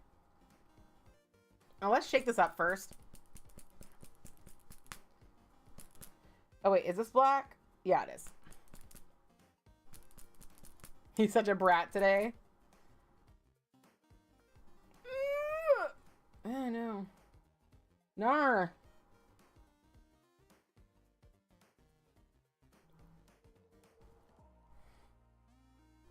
Is he having a brat summer or whatever the kids are calling it?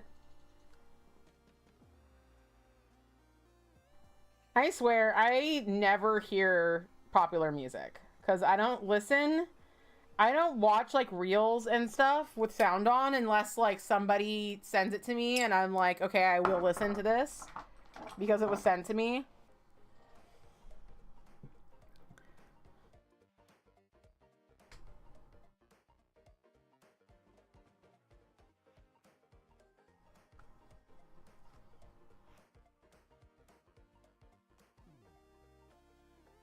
So I'm going to do a border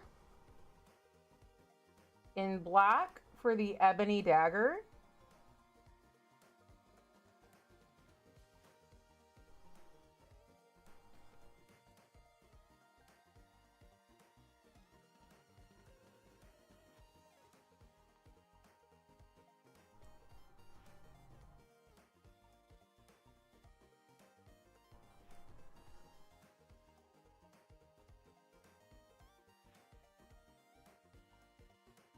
There we go.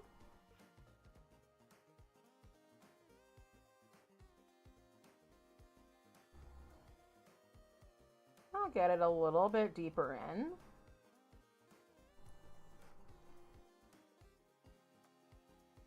At least for my thumb. And then I do want it a little bit like wavy. Yeah. Okay, okay. PSA, Sunday is towel day and all the Hitchhiker's Guide to the Galaxy. My excuse to take out a towel about in public. I needed an excuse for that. Yes, we watched Hitchhiker's Guide to the Galaxy and Galaxy Quest this weekend, or on last Friday. And it was super fun. Now, Luna's a huge fan of the books, and so had never seen the movie because she didn't really feel like, you know, hating it or whatever might happen. But Luna started off very positive on the movie. It seemed to get a little more negative as we went on, but didn't hate it. So that's cool. That's cool. Found out Brat Summer at the end of summer because it wasn't a K-pop thing. I guess this year is Cat Brat Summer. Yes.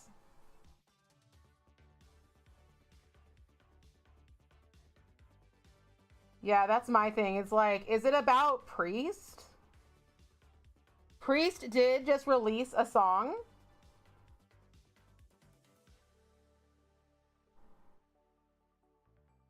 Called My Lonely Heart, and I actually haven't listened to it yet. Even though I've had access for a few days.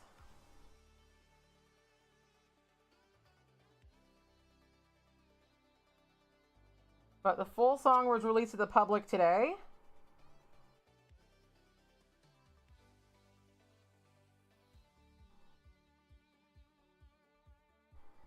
And so I was gonna listen to it before.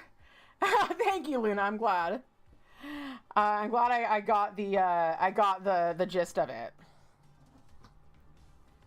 I was gonna listen to that song before stream, but then I decided to watch like this video about like money saving hacks that are actually scams, and the video was okay, but also the video was kind of a scam in that like I didn't feel like the person was like naming things like they had like a numbered list, but for the life of me I couldn't tell you what any of the things on the numbered list were. They were talking about habits that quote frugal women have, and like I don't want to shame another woman for like talking about being a woman, but it did kind of turn me off that it was all about like being a frugal woman.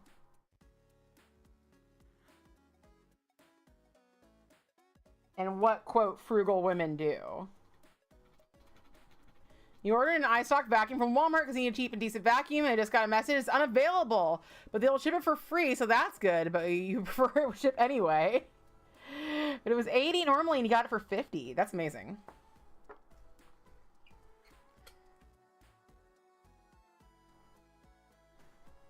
Anyway, the general gist of the video was just like, spend good money on things that make sense to spend good money on, and don't buy random shit, and try to like live by your values, which I'm like, yeah, cool.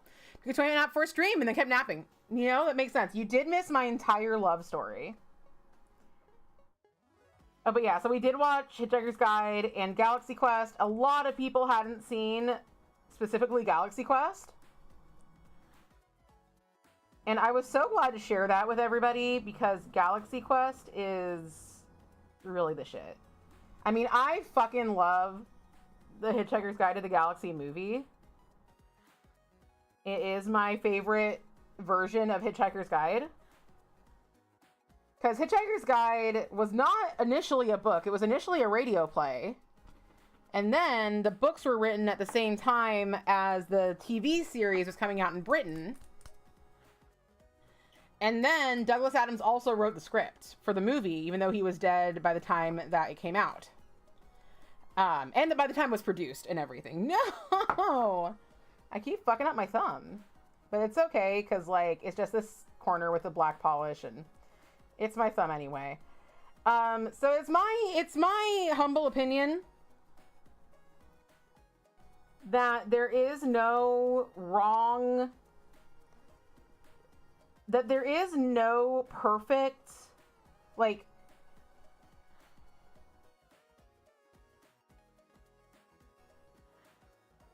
of the things that have been made, there isn't a wrong way to enjoy Hitchhiker's Guide. And there isn't a right way to enjoy Hitchhiker's Guide. There is just your preferred way. And that movie is my preferred way. There is no movie night tonight, next week. Lay's has bacon grilled cheese flavored chips. It sounds amazing. I'm so sorry, Danny. What was the other PSA? Oh, the Talladay. Lay's has Cuban sandwich chips, and they were advertising it at my store, and I tried to order them, and they didn't have them. And I was like, you sons of bitches. I hate you. No, I don't, but I was very sad. But yeah, so TLDR for Lackerdactyl, who's here late. My character Jenny from Oblivion, Elder Scrolls Oblivion Remastered, that I have been playing, fell in love with a vampire in the Dark Brotherhood, which is an assassin's guild. And everything was going great. He definitely seemed to love her back. And then our boss, Jenny from the Elder Block. Exactly. I have actually made a backstory for her that makes everything kind of make sense for her. And she is kind of Jenny from the Elder Block, honestly. Anyway, then our boss is like, there's a traitor in your midst, and you gotta kill everybody in the sanctuary, including Vicente, your love. And I was like, why don't I fucking kill you instead? This is something I actually left out of my initial telling. Is that I did get my bow out and attempt to kill the guy who gave me the quest. The guy who was like, you gotta kill everybody. I did attempt to kill him. And he didn't die. He wouldn't die. And also, I used my expensive arrows and they were all sticking into his body. And I couldn't get them back. If I had killed him, I could have gotten them back. But no. He fucking told me to kill my boyfriend and all my loved ones, and then took like 8 of my bows. Or my arrows. Yeah. You're like, oh, he's essential. You can't kill him. And I'm like, let me into the damn game files. I will delete his ass.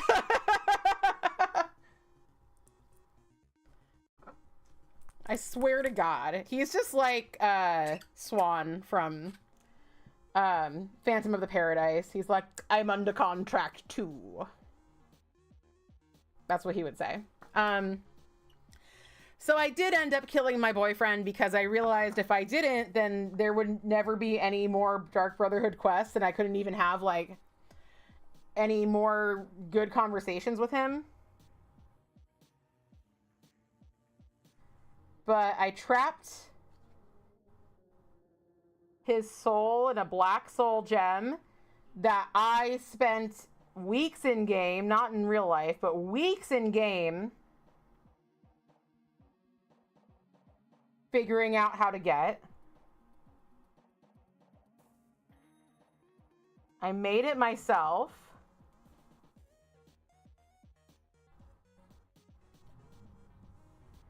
And so now I'll show you the picture. Exactly. You understand me completely.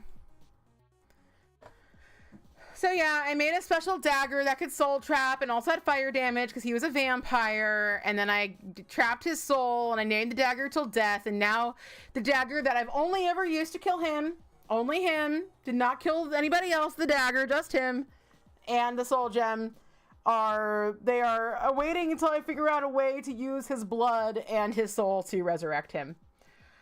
You know, the holds up a quarter, whatevs. Like, but your honor,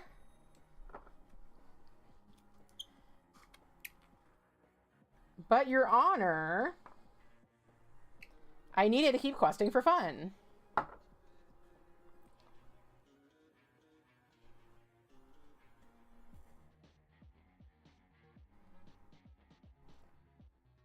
What we've learned here is that it's not illegal unless you're doing it in a Ruby's parking lot.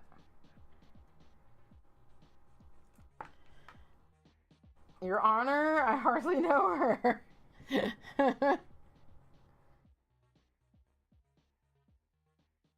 That is pretty good.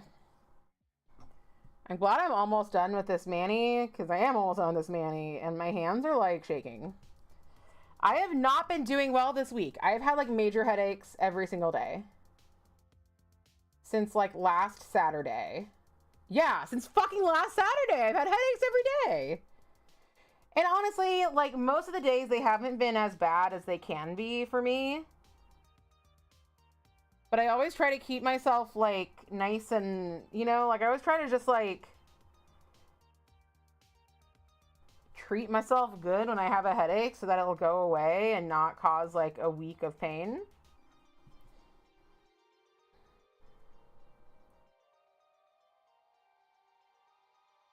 But it still did. Glory versus love, tales old as time. Yes, exactly. All right. Hope you enjoyed Painted Mini Reel. I send you a cackle. You're the first one I talk to. Wait, which Painted Mini Reel? Oh, wait, hold on. I remember watching it. I just don't remember exactly what happened in it. Yes, I do remember. I do remember. It's like, can your pussy be too wet? And then it was just like, yes, I'll show you how. And then it's like this really great mini setup. It's like great terrain setup. It is sweaty in here. Hold on, let me just like Main Street Electrical Parade fan it. Errol.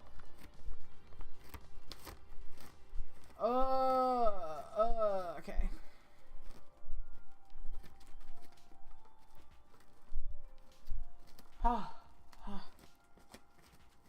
There we go. We got it. We got it. All right. All right. All right.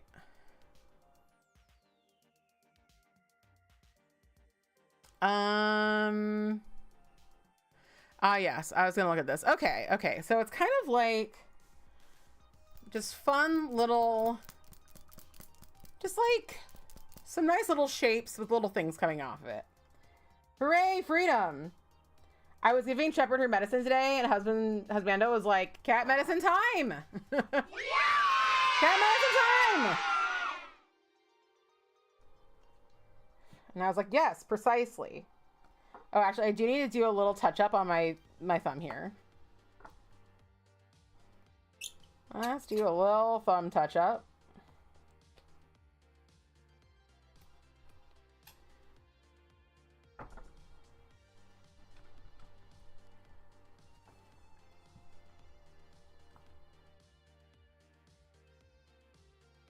This part of my thumb. And let's just make sure, yeah, every nail looks fully tipped. So that's good. All right. I've had a nice sound alert for it. Sadly, I haven't set up like home sound alerts.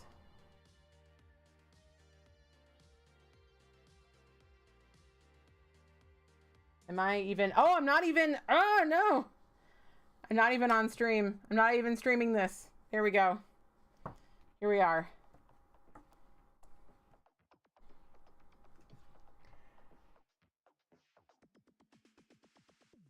Now, this polish was pretty, like, loose. And that means, especially given the kind of finish it has, it's going to be workable for a long time.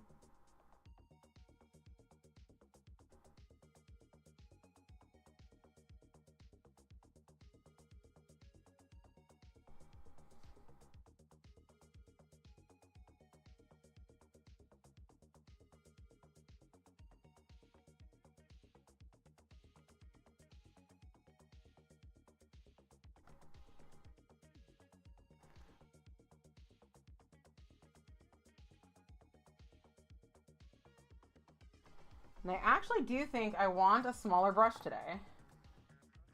Which is very rare that I want a smaller brush. But I think I do. For these like little curly cues.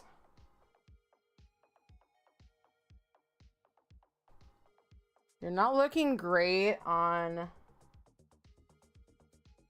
this nail, but I think that's partially because I just need a little more paint. Unrelated to your own horn, you received 5 polishes in the mail late due to the maker's house and screwing up the shipment. And polish release a day, so I got them at 9 p.m. last night. So watch them edited all by 5, all 5 by 12 p.m. today and sent. Amazing. Amazing.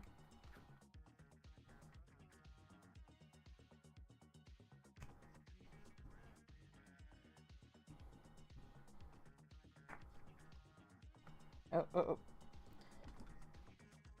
There we go.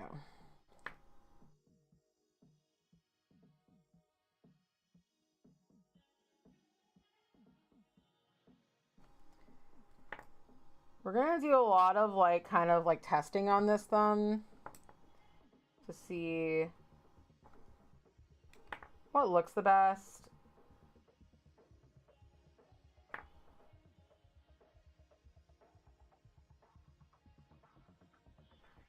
and really how to like go about painting the rest of these nails.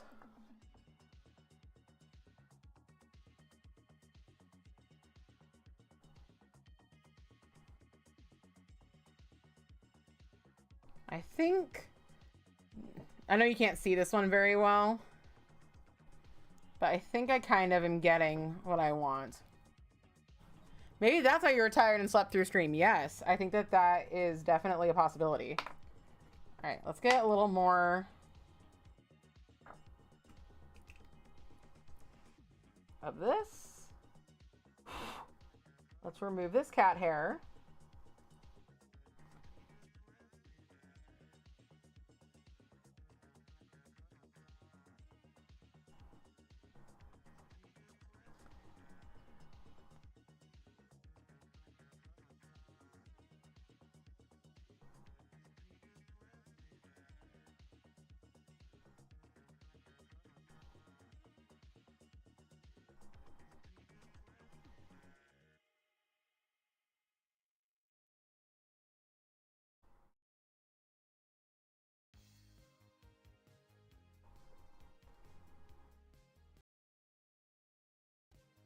And I'm going to do this technique where I put what looks like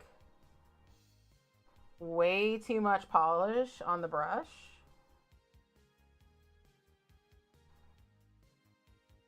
But the secret is, it's not too much. Oh.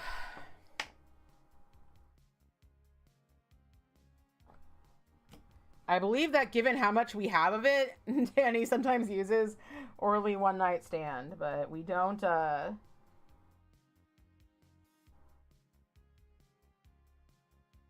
we're not currently in support of Orly.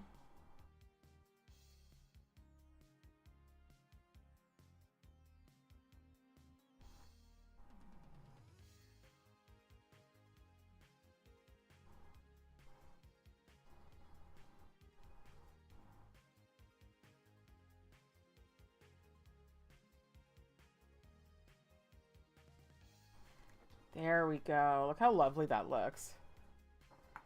You lost me?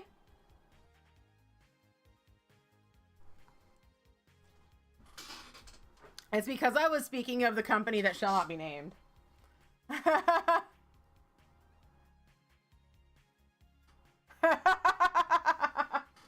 you see me? Can you hear me? I'm putting my lip gloss back on.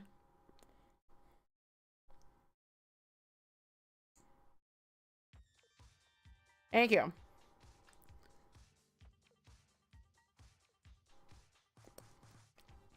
We're renewing the lip gloss.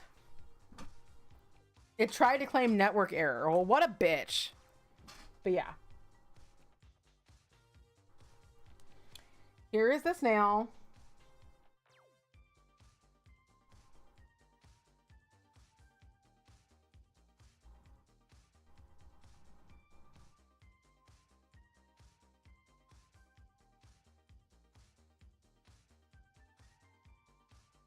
Let's take this little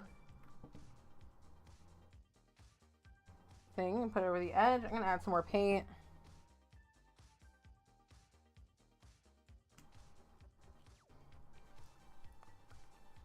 And let's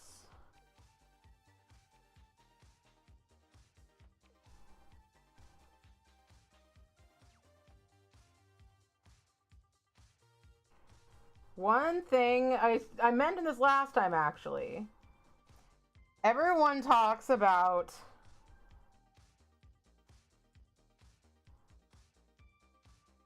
Patrick Stewart in Oblivion, because he's like one of the first characters that you meet.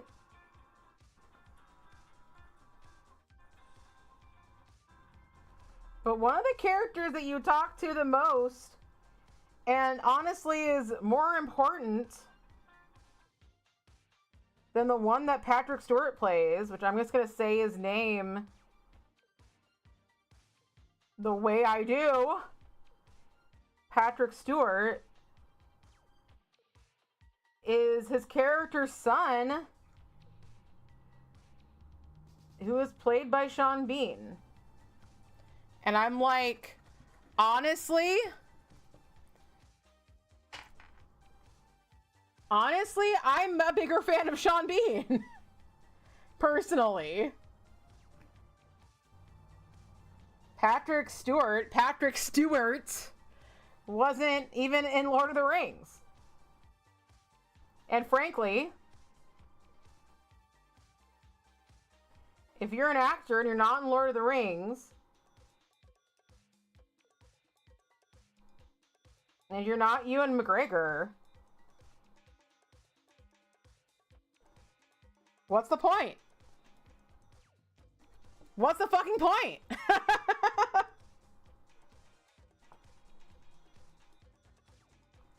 I was thinking of other actors that I loved, and I brought up like Christopher Lee in my head, thinking like Christopher Lee and the Wicker Man Christopher Lee. Like, I was like, well, maybe. And then I was like, wait a minute. Christopher Lee was in Lord of the Rings.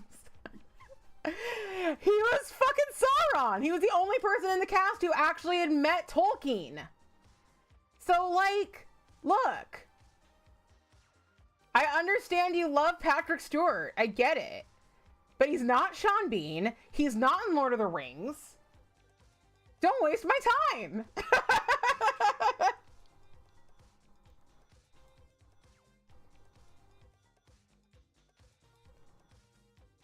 Is this a new patch or an old patch? There's a hair in it.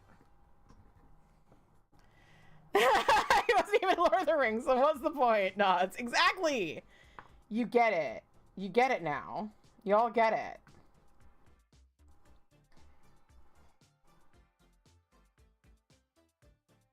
So yeah.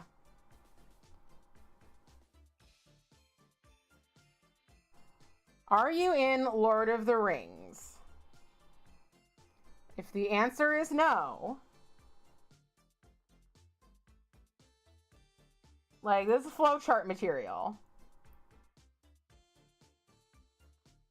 Is the actor important? Were they in Lord of the Rings? Yes or no? If yes, they're an important actor. If no, you move on to number 2. Are they Ewan McGregor?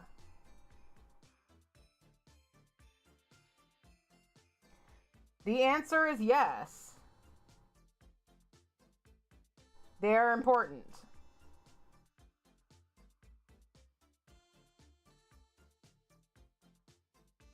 Answer is no.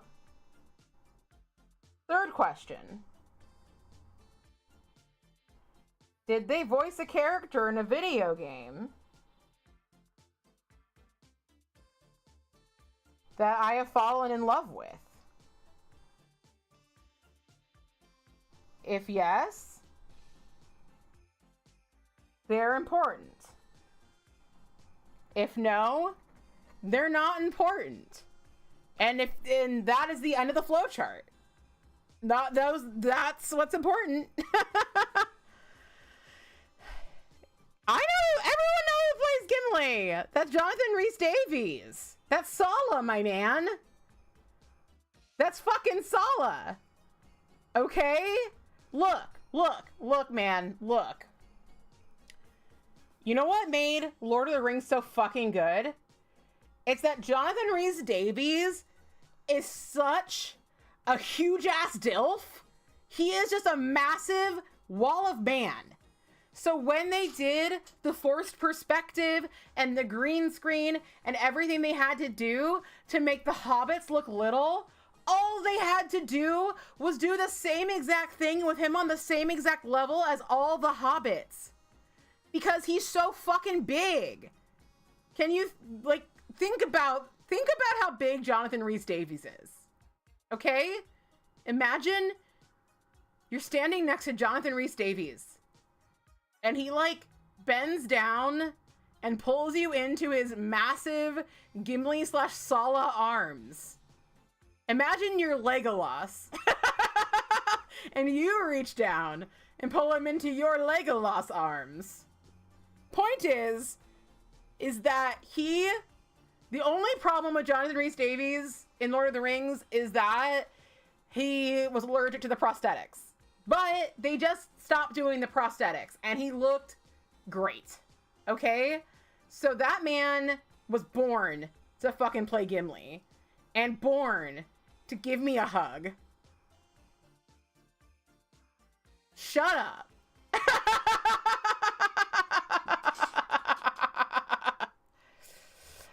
Ewan gets a pass. Is love for train spotting? Star Wars the long way around. None of the above. None of the above, Jadoob. Look. Thank you. First thing I saw Ewan in. I mean, the first thing I saw Ewan in was probably Star Wars. Then I really got into when y'all were watching Disney Channel originals. I was getting really into Danny Boyle, who did do Train Spotting. I did watch Train Spotting. I did read Train Spotting as well. You're a flutter. What is it? I can't think of. Let me look at his career. The things that I love him the most in. The things I love him the most in. Velvet Goldmine. If you haven't seen Velvet Goldmine, that's your fucking homework. Velvet fucking Goldmine. Secondly, Shallow Grave. If you watch Shallow Grave, it might open up some lore on me. Shallow Grave is where I first saw Ewan and also where I first saw Christopher Eccleston, Dr. Number 9 from Doctor Who. Loved Ewan in that, loved Christopher Eccleston in that, but he is not, one of the reasons he took the role of the Doctor is that he had never played a role, he said this, he had never played a role where people had called him funny or charming. And that's why he chose to be the Doctor for Doctor 9. And I was so in love with him. But I was like, oh my God, that's the guy from Shallow Grave. Oh, thank you, Dr. Dactyl. On the other hand, have lost all dinosaur facts throughout your lifetime. I'm sure you can regain them. Look, Cannon Frauder, I don't think that you're imagining getting a hug from Jonathan Rhys-Davies as hard as you need to. Close your eyes. Now imagine he's taller than you. Imagine you're a hobbit and he's Gimli. And he reaches down and he gives you just a bone-breaking hug. Just... but in a good way. You like want your bones to be broken by this massive man. Yeah. You're Christopher Eccleston. Oh, I haven't even seen that one. Yeah. So I love that. So Ewan McGregor plays a character named Alex. And I remember watching that when I was in high school or junior high. And I thought everything he said, I thought he was the sexiest man in the world, which he is. Second sexiest man in the world, which he is. And I thought he was the funniest. I thought his lines were so fucking funny, and I was like, I want to be funny the way this man is funny in this movie. And actually, I'm definitely like, you'll watch it and you'll be like, the vibe's not 100%, because guess what? I'm not Alex from Shallow Grave. Sue me. But I have succeeded, I believe. A lot of the ways that I set up jokes are very similar to how he sets up jokes in the movie. I mean, he didn't write the movie, but like, I just really love him in Shallow Grave. Shallow Grave is a great black comedy. It's so funny and mean, but also great. It's great. Anyway.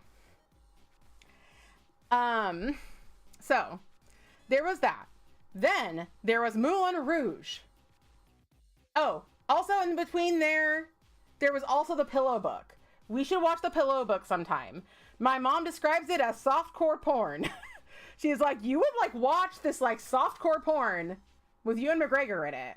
And I was like, Mom, you just don't understand. I liked the softcore porn. The Pillow Book's really, really good. It has a lot of music from this artist called Gwesh Petit, who, like, they might be on Spotify now, and I'm sure they're on YouTube, but they're very, very hard to, like, find in America because they're French. But they have this song called La Marquise, and I love it so much. If Ewan McGregor was out there making hardcore porn, I would watch nothing but that, Lacrodactyl. I would watch nothing but that. Speaking of, okay, adult stream for adults. Adult stream. Adults, there is a label on the stream. Sexual content. Did I find a porn star who looks a lot like the guy who plays Brahms and also does a lot of the stuff that I write about in my fanfic? Perhaps I did. Perhaps I did. Maybe. Yeah, exactly. Leave me alone. I'm binge watching. I'm gonna stop binge watching for 15 minutes and binge watch again. Yeah. One of your favorite fan vids you ever saw was Much Ado About Nothing, said Ewan McGregor's version of your song. That's beautiful. This like July, I think, we're gonna do a Shakespeare festival. We're gonna watch Much Ado About Nothing, the Kenneth Branagh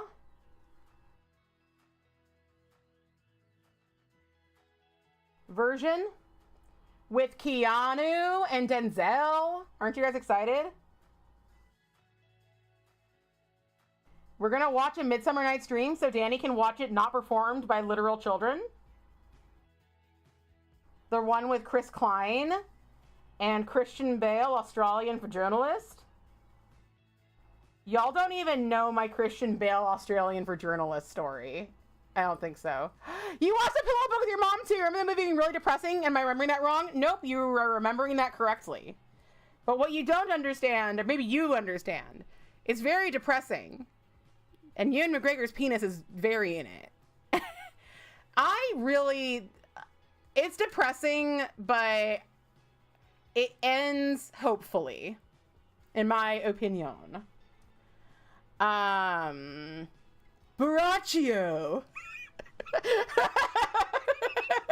I think I did that real good. I need like hold on. Let me look up some John the Bastard lines. The Bastard, Much Ado. Lines.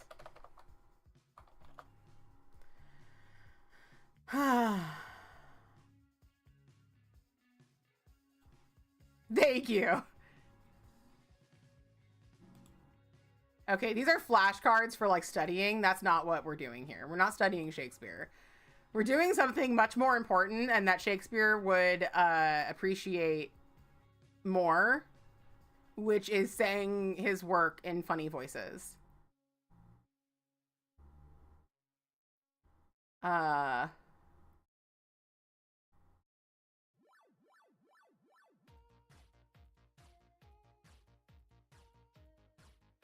I want to find like a famous line.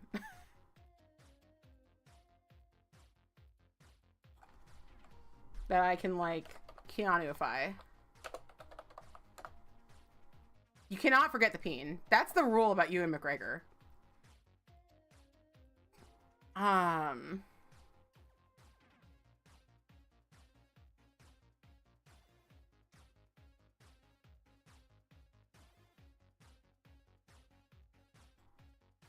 I really want Act 4, Scene 1. Let's see. There a Don John in this? Don John? Don John? Give us a soliloquy. Don John?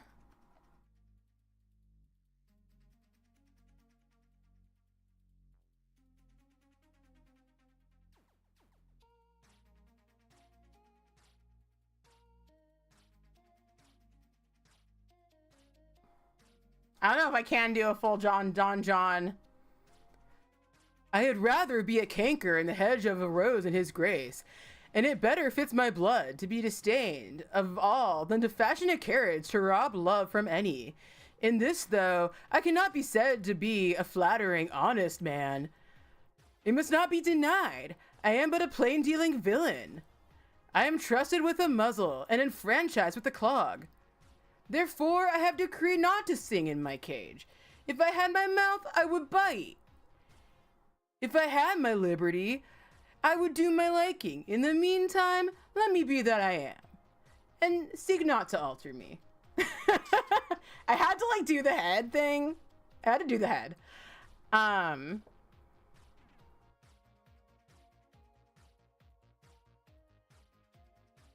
Thank you.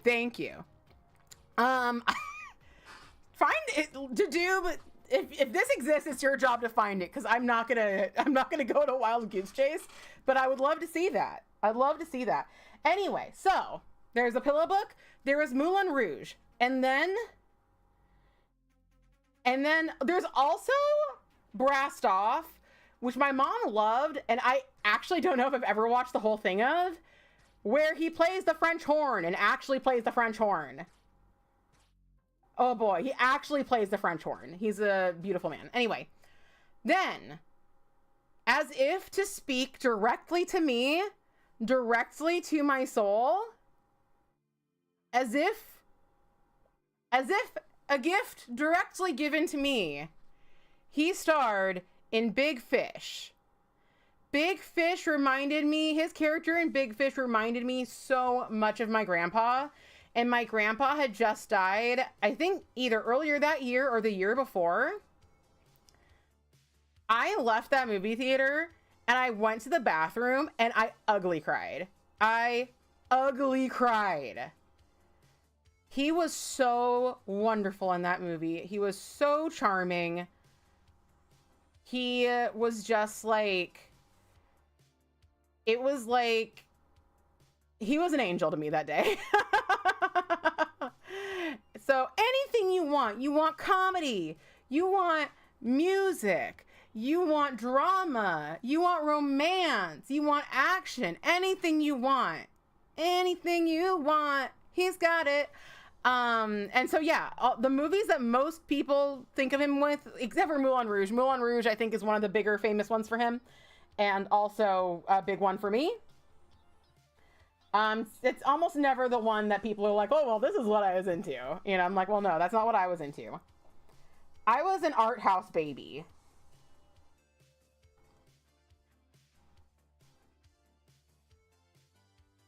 It's funny because people have like asked me before, like, because I've never seen a DCOM. I've never seen a Disney Channel original movie. Ever in my life. And people are like, how did you not see it? They were everywhere. And I'm like, first off, most of the people who say that to me are at least 4 years younger than me. And 4 years when you're a child is big. That's a big difference into what you're into. And especially for children, because if you get older, when you get older, like, there's very like specific stages that kids are into stuff before it's like fucking lame. You know what I mean? Before they're like, ew, I don't want to watch that. No, never. Not one, Lacrodactyl. You're listening to the stuff that I watched when I was... So let's look at when the Hilary Duff movies were made. Perhaps we can do that in August, Danny.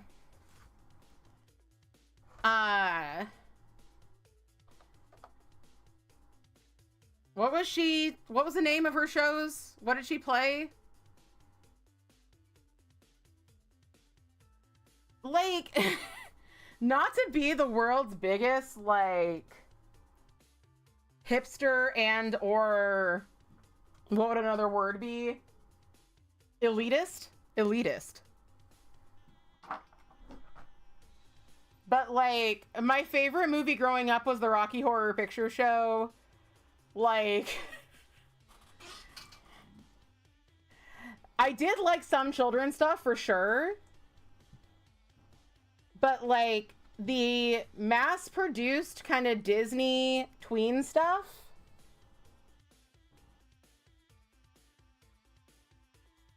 I don't know if I was actually too old for when it came out, but by that time I was actually like fully in my art house time. Like, one of the big things that happened in my 7th grade year was Hedwig and the Angry Inch came out.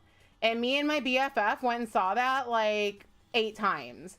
And then like it got on, DVD, not even DVD, it came out on VHS and we watched it like a bajillion times at home. Yeah, I know you like that Hanukkah one. Hilary Duff movies. Let's like look into this and I can tell you what I was watching at the time. Yeah, okay. How old are you, Lacrodactyl? I don't know why it always, if I'm getting impassioned, it's not because I hate you. It's because I get annoyed that people are like, but why didn't you watch Hilary Duff? I'll tell you why I didn't watch Hilary Duff.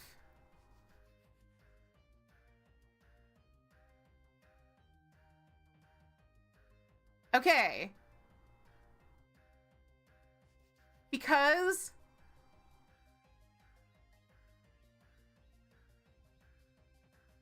the Lizzie McGuire movie, when did Lizzie McGuire come out? When did like the show start? Are these just movies? Or are these TV shows too? Actress, movies. These are TV shows.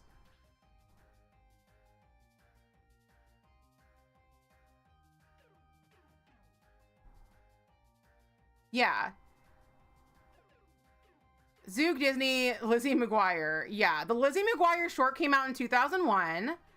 I was 13 at that time. The Lizzie McGuire movie came out in 2003. I graduated high school in 2005. I'm 38.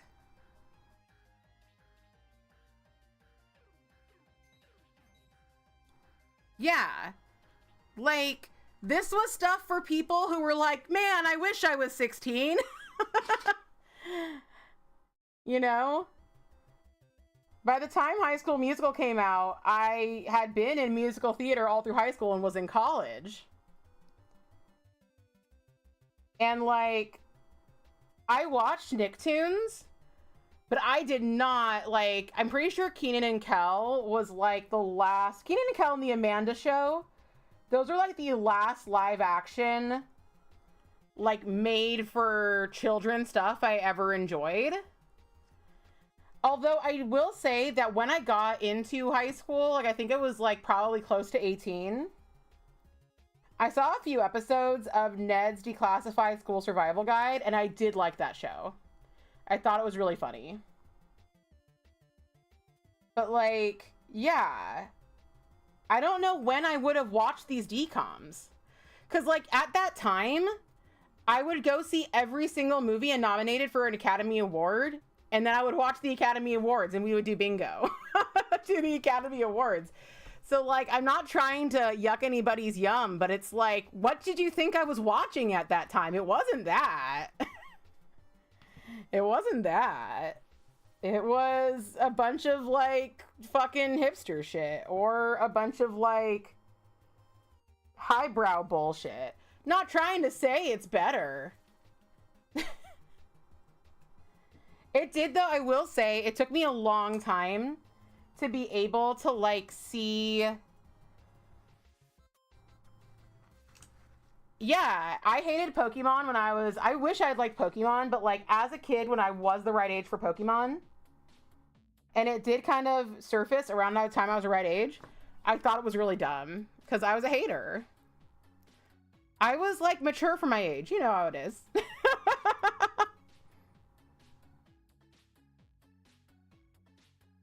I see that with that, Danny, that you saw some of his shows too. Yeah.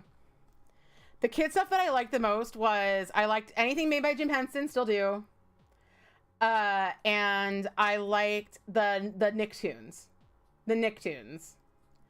The Nicktoons, though, like, in my I think that like the last generation of Nicktoons I enjoyed was probably the Angry Beavers area, like that kind of time. By the time that they like Rocket Power was one of the first ones that came out that I didn't care about. I was just like, I don't like this art is ugly, which like, okay, let's be fair. Every Nicktoon art was ugly. They were all ugly. All the Nicktoons art was ugly. But I was like, this is ugly and I don't care. Yeah. Yeah. Like Lacrodactyl, I wish you were right. I just thought they were stupid. I would admit, I like Pokemon way more now than I did then. It wasn't to be cool. It was not to be cool. It was because I thought they were dumb. I love an Angry Beaver. I love 2 Angry Beavers, Norbert and Daggett. My cousin and I feel like our favorite was Angry Beavers.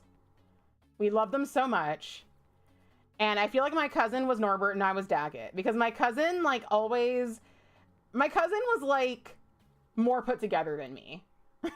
We loved each other very much, and she was more put together than me. You also love 2 Angry Beavers. Yes. The Angry Beavers was amazing. You never run a Pokemon, no cable growing up. Oh man, you ate up Digimon, your friend had them on tape. I can never get it. I had friends who were into anime, and actually those friends are the friends that I kept. Those friends are the ones that I'm still friends with. So you'll see occasionally Omi and Fruitbat in chat, or Flex in the Discord. Those are the friends that were into anime, but I thought it was so dumb. I wish I didn't think it was so dumb. Because then I would have more in common with Jenny Nicholson, and that's really all I want for my life. But I did. I don't know why I get so impassioned about this. Probably because I'm not like other girls, and I want everybody to know that. But yeah. When I actually, I thought so much of this stuff was so dumb. Like the Disney original movies, most of the things on the Disney Channel, like once I got into high school, I was like, this stuff is so dumb and overacted, and like, who would want to watch this shit, blah, blah, blah. And it wasn't, and like also that extended to like CW shows, that extended to soap operas, that extended to like everything. And then I went to real theater school. Not me and my friends in the drama room thinking that we were hot shit. I went to real theater school where they would make you do like, you know, exercises that would make you cry for a week. And you were like, thank you, give me more. Shit like that. Like fucking Fame, the movie Fame, that kind of shit. And that is where I learned to appreciate this kind of stuff, because to be an effective actor, it is committing, and these people commit. And also some of the most hardworking and talented and dedicated actors in the business are the ones who are on the soap operas. They sometimes perform those things live. Those people sometimes have less than a day to learn their lines, and then they perform them live. Like, I was so happy I met my husband after I went to theater school, because like he showed me Buffy, and I never would have been able to get into Buffy because I would have been like, this is kind of like stupid. And like, sure, it is kind of stupid, but like, who fucking cares? I also never like thought of like video games as art, so I'm really glad I went to theater school for many reasons, but mostly because it really turned me into less of an elitist, because it's just like, these people are out there just like working their asses off. Man, I'm ready to pick a polish. Should we do this Manny? Wait, you could maybe do a different fun Pride Manny. Yes. Pride is coming. It's like winter, but it's Pride. But it's Pride.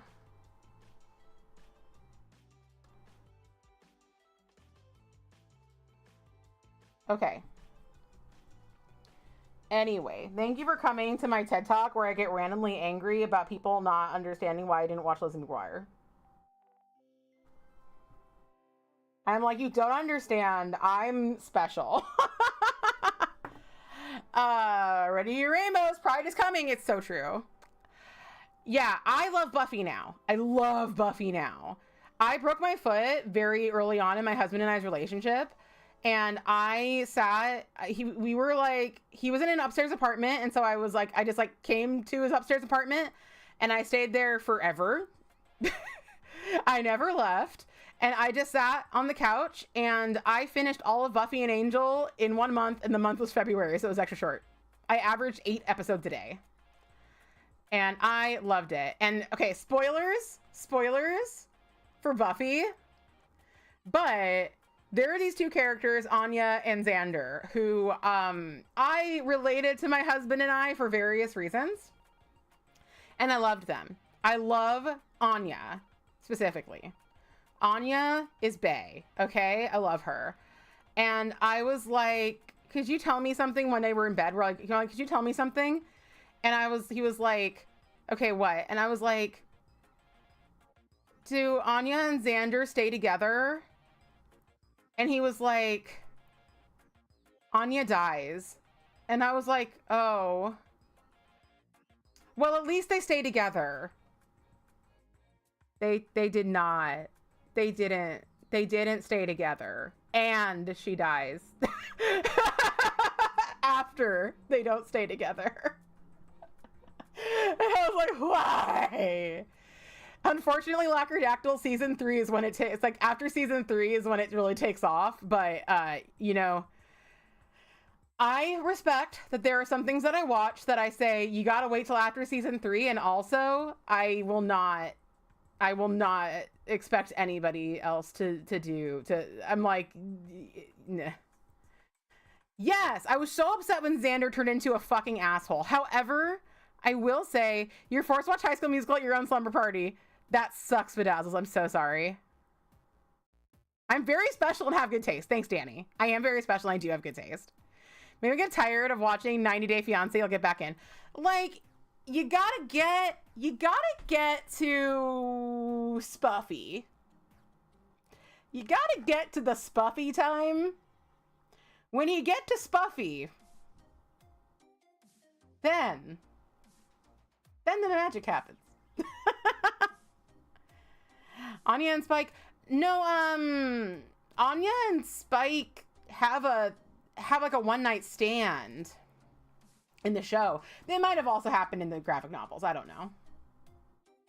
I don't ship Anya and Spike. I also don't ship Buffy and Spike, although I ain't saying I don't enjoy it. I ship Buffy and Angel because they deserve each other. Because they're all just all, you know, they're both great. They're both great. But they're also both just like fucking crying all the time.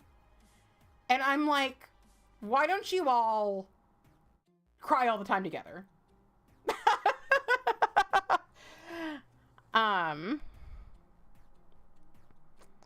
The re-edition of 90 Day Back on Hulu has brought life back into your body.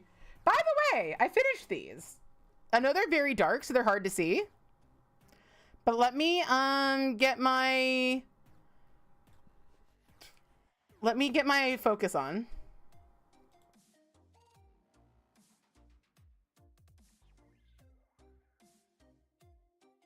Thank you.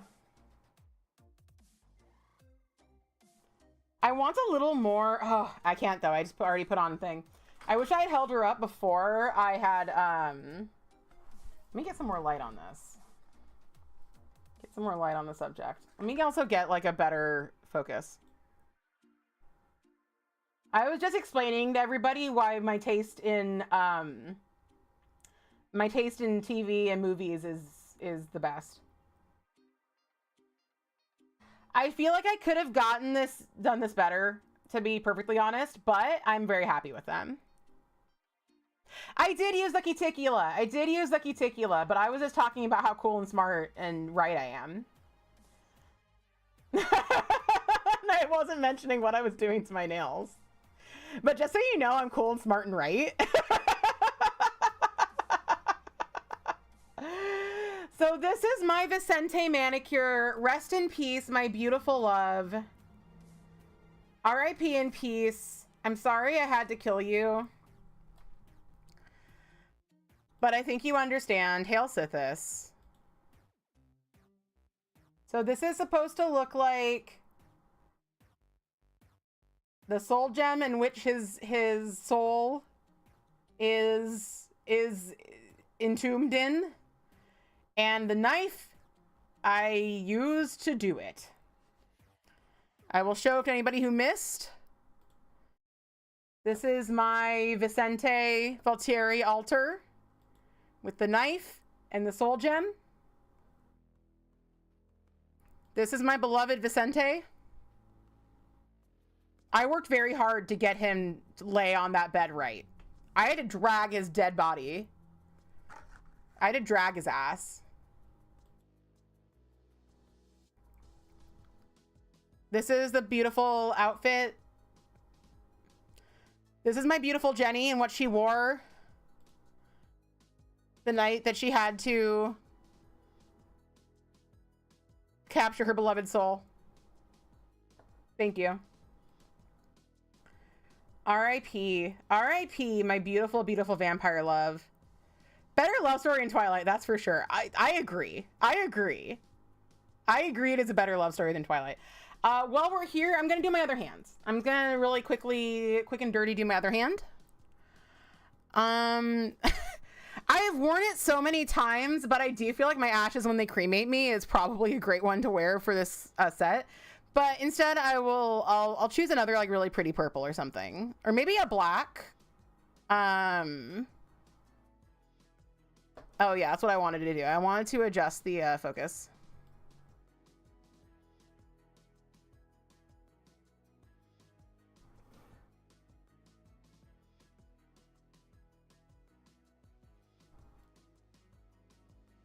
I think 10%, yeah. Pour one out for Vicente. Please do. Please do. Let's get a... Or maybe a red. Let's do a red. Let's do a red, shall we? Oh. Oh, ho, ho. Ho, ho, ho. Concept. Like, part of me doesn't want to wear this right now.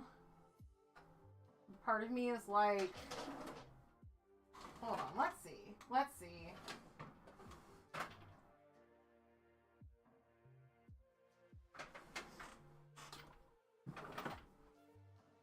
Let's do a nice red.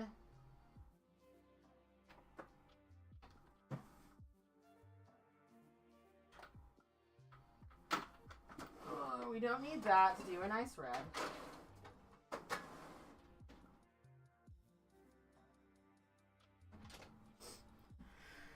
Okay, choices. Love Stoned.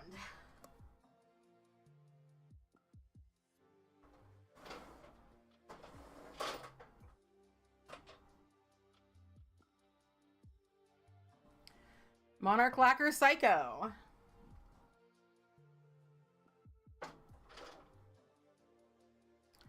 Lemming Lacquer Red Right Hand. Cuticula Never Sleep Again.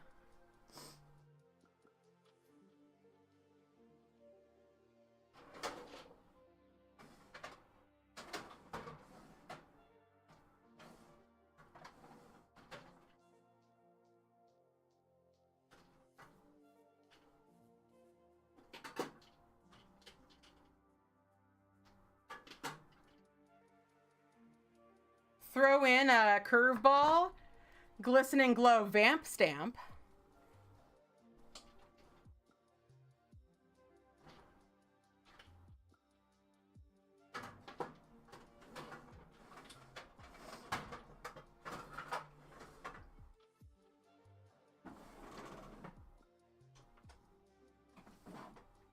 And I think those are the choices.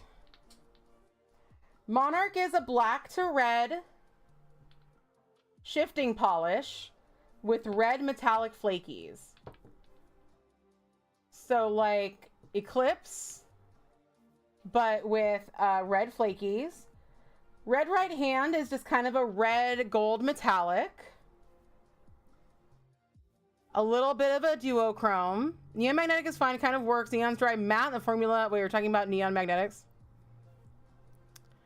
Formula prevents the magnetic pigments from flowing nicely and then staying vibrant. Neon dulls anything in them. That makes sense. Love Stoned is Love Stoned. The black spots. The lemming is up there for sure. Vamp Stamp is a vampire themed polished gray with red metallic flakies. And Cuticula Never Sleep Again is Cuticula Never Sleep Again. But I do think Dan says the lemming. And honestly, I do love this lemming so much. Hi, I'm Dan.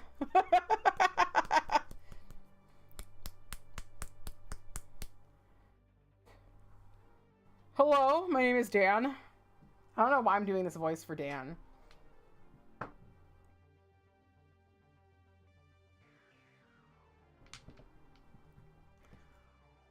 All right.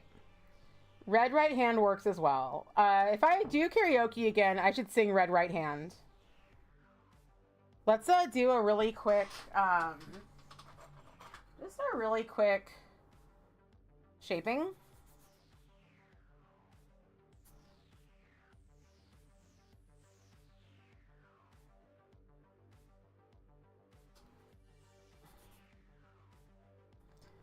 So funny. There was like a little bit of the purple polish on this nail, and I was like trying to file it off instead of just like taking a little bit of frickin' remover and removing it. And it's like, Stephanie,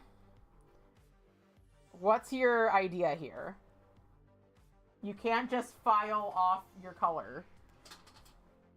What is this? A gel salon? Dan and Fan? Danny and Fanny? You call me Fanny. No, I'm fine. You can call me Fanny if you want. I think it's pretty funny. Dan is covering a smoker 25 years. Stogies mostly, yeah. Yep. My friend got their doctorate.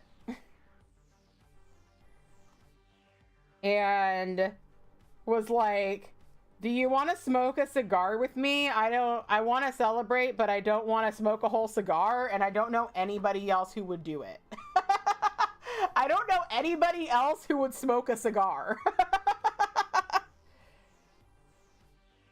And I was like, yeah, I'll smoke a cigar with you.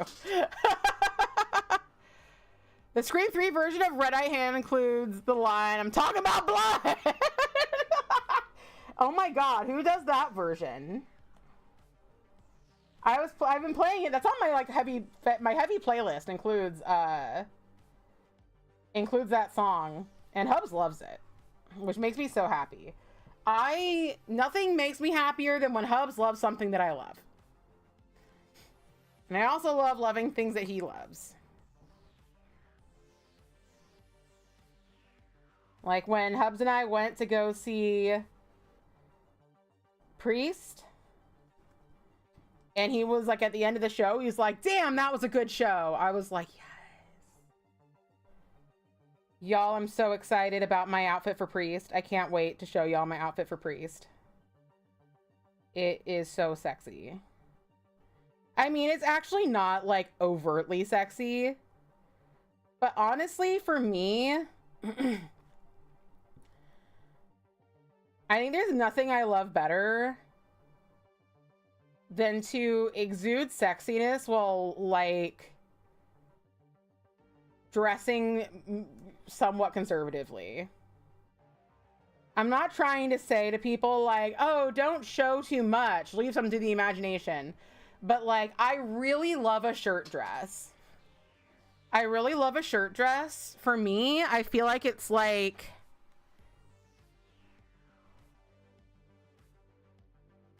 It's a very, like, Futch look, like, femme butch look.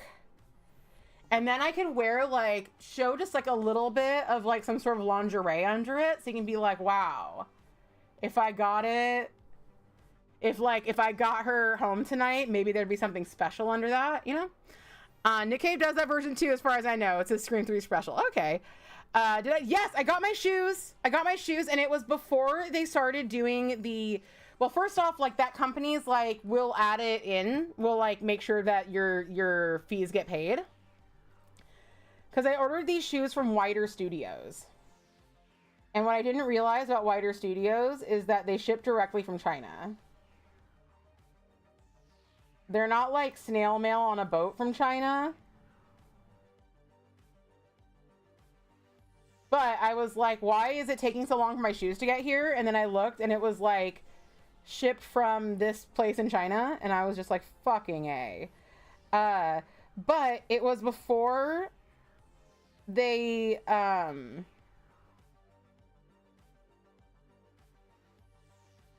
started tariffing the little stuff.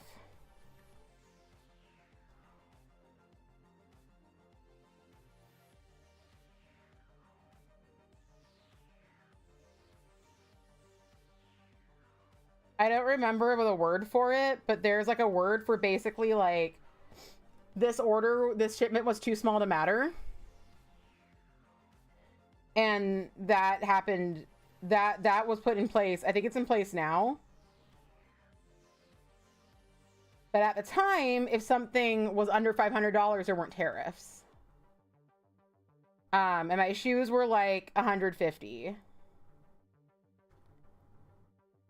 So they were under that line. So I did get them. They are perfect.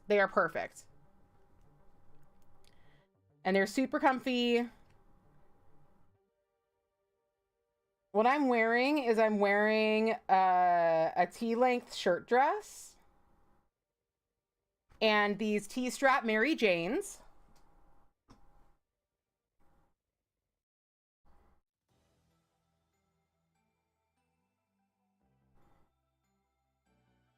I'm gonna be wearing fishnet stockings. And then the shirt dress has embroidered snakes and flowers going up this part of it. And then I have my leather priest collar. It's like a leather collar, like a leather BDSM collar. But it has like, the design is a Catholic priest collar. And my hope for the rest of the look is I'm hoping that my under necklace, I'm going to be able to find a Mercury symbol, because the band members' names within the band, their stage names are Mercury, Sulfur, and Salt.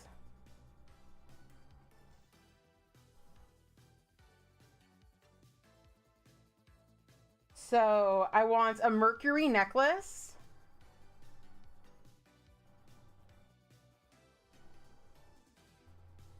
And then for my earrings, I want them, I want Sulfur and Salt for my earrings.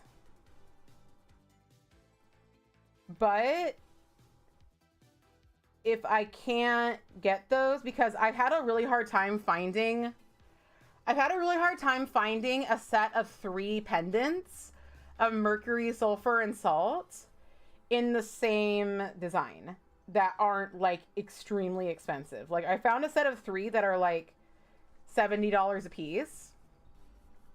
However, what I might do is I might 3D print the pendants myself, and I might cast them. I might cast them in silver. I might like make a mold from them and then cast them in silver. We are looking into making molds. We've been doing a lot of been printing a lot of erotic statues, or attempting to. It's been kind of a guess and test kind of road. But we just bought a third 3D printer so that we can do more stuff at the same time. And we've been looking up, I've been looking into silver casting, and Husbando has been looking into concrete sculpture casting. I could give a copy to the guys too. You're so right. So I don't know if they ever got my minis. I don't know if the people at House of Blues ever actually gave them my minis. They actually got them. And so on my Patreon tier, I have a video. Mercury is going to make me a video and send me a video. And so I did ask him, like, because we've been talking separately. We've just had a few exchanges about the work I might be doing with them later on. But I know they're really strapped for cash. They actually, hold on, let me share for you. They have a Indiegogo happening right now. Let me share it. So,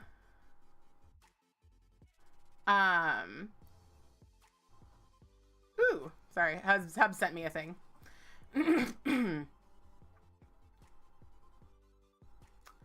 Here we go.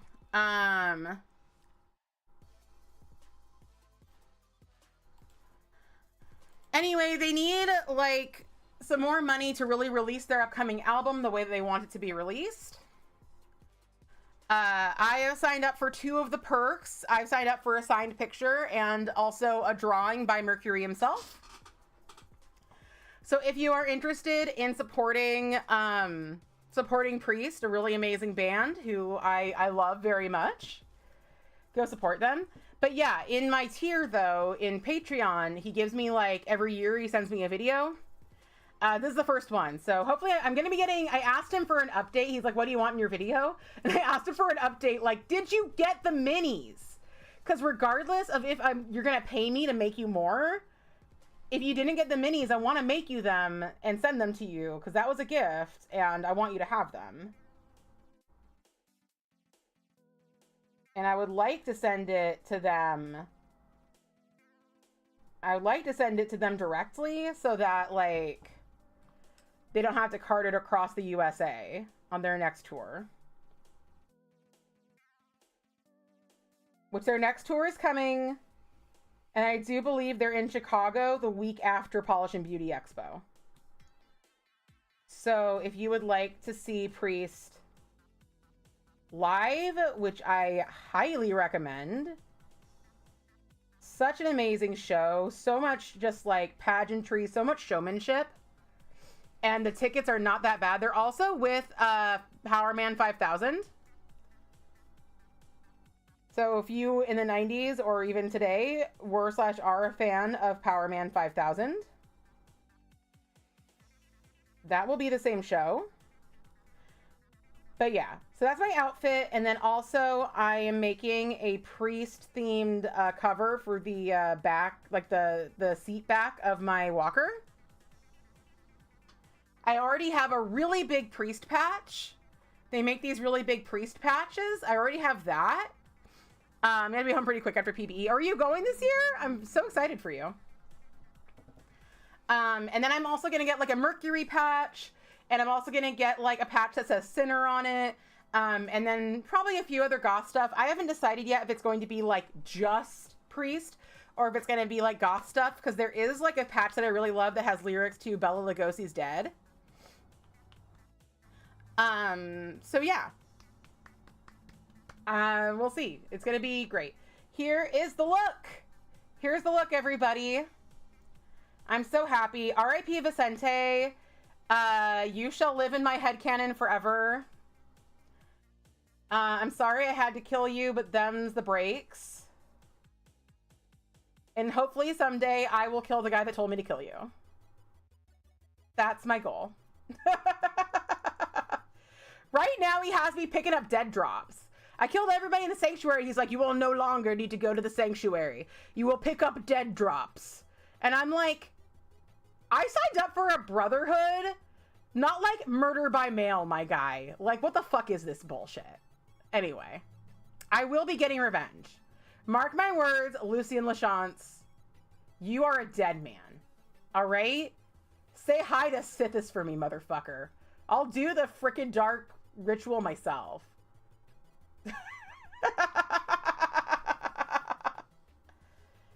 Say hi to our mother. Anyway. this is it. Thanks, everybody. I will see you next Friday, and then I will see you not this Sunday, but next Sunday for Polish Pickup Bingo. And next Friday, we will be starting Pride Month. So go ahead and think about movies you would like to watch. Personally, I would love to watch Tu Wong Fu again. The Birdcage also up there, even though it's be the third year in a row we've watched it. But that actually, The Birdcage and Tu Wong Fu, that'd be a pretty good double feature.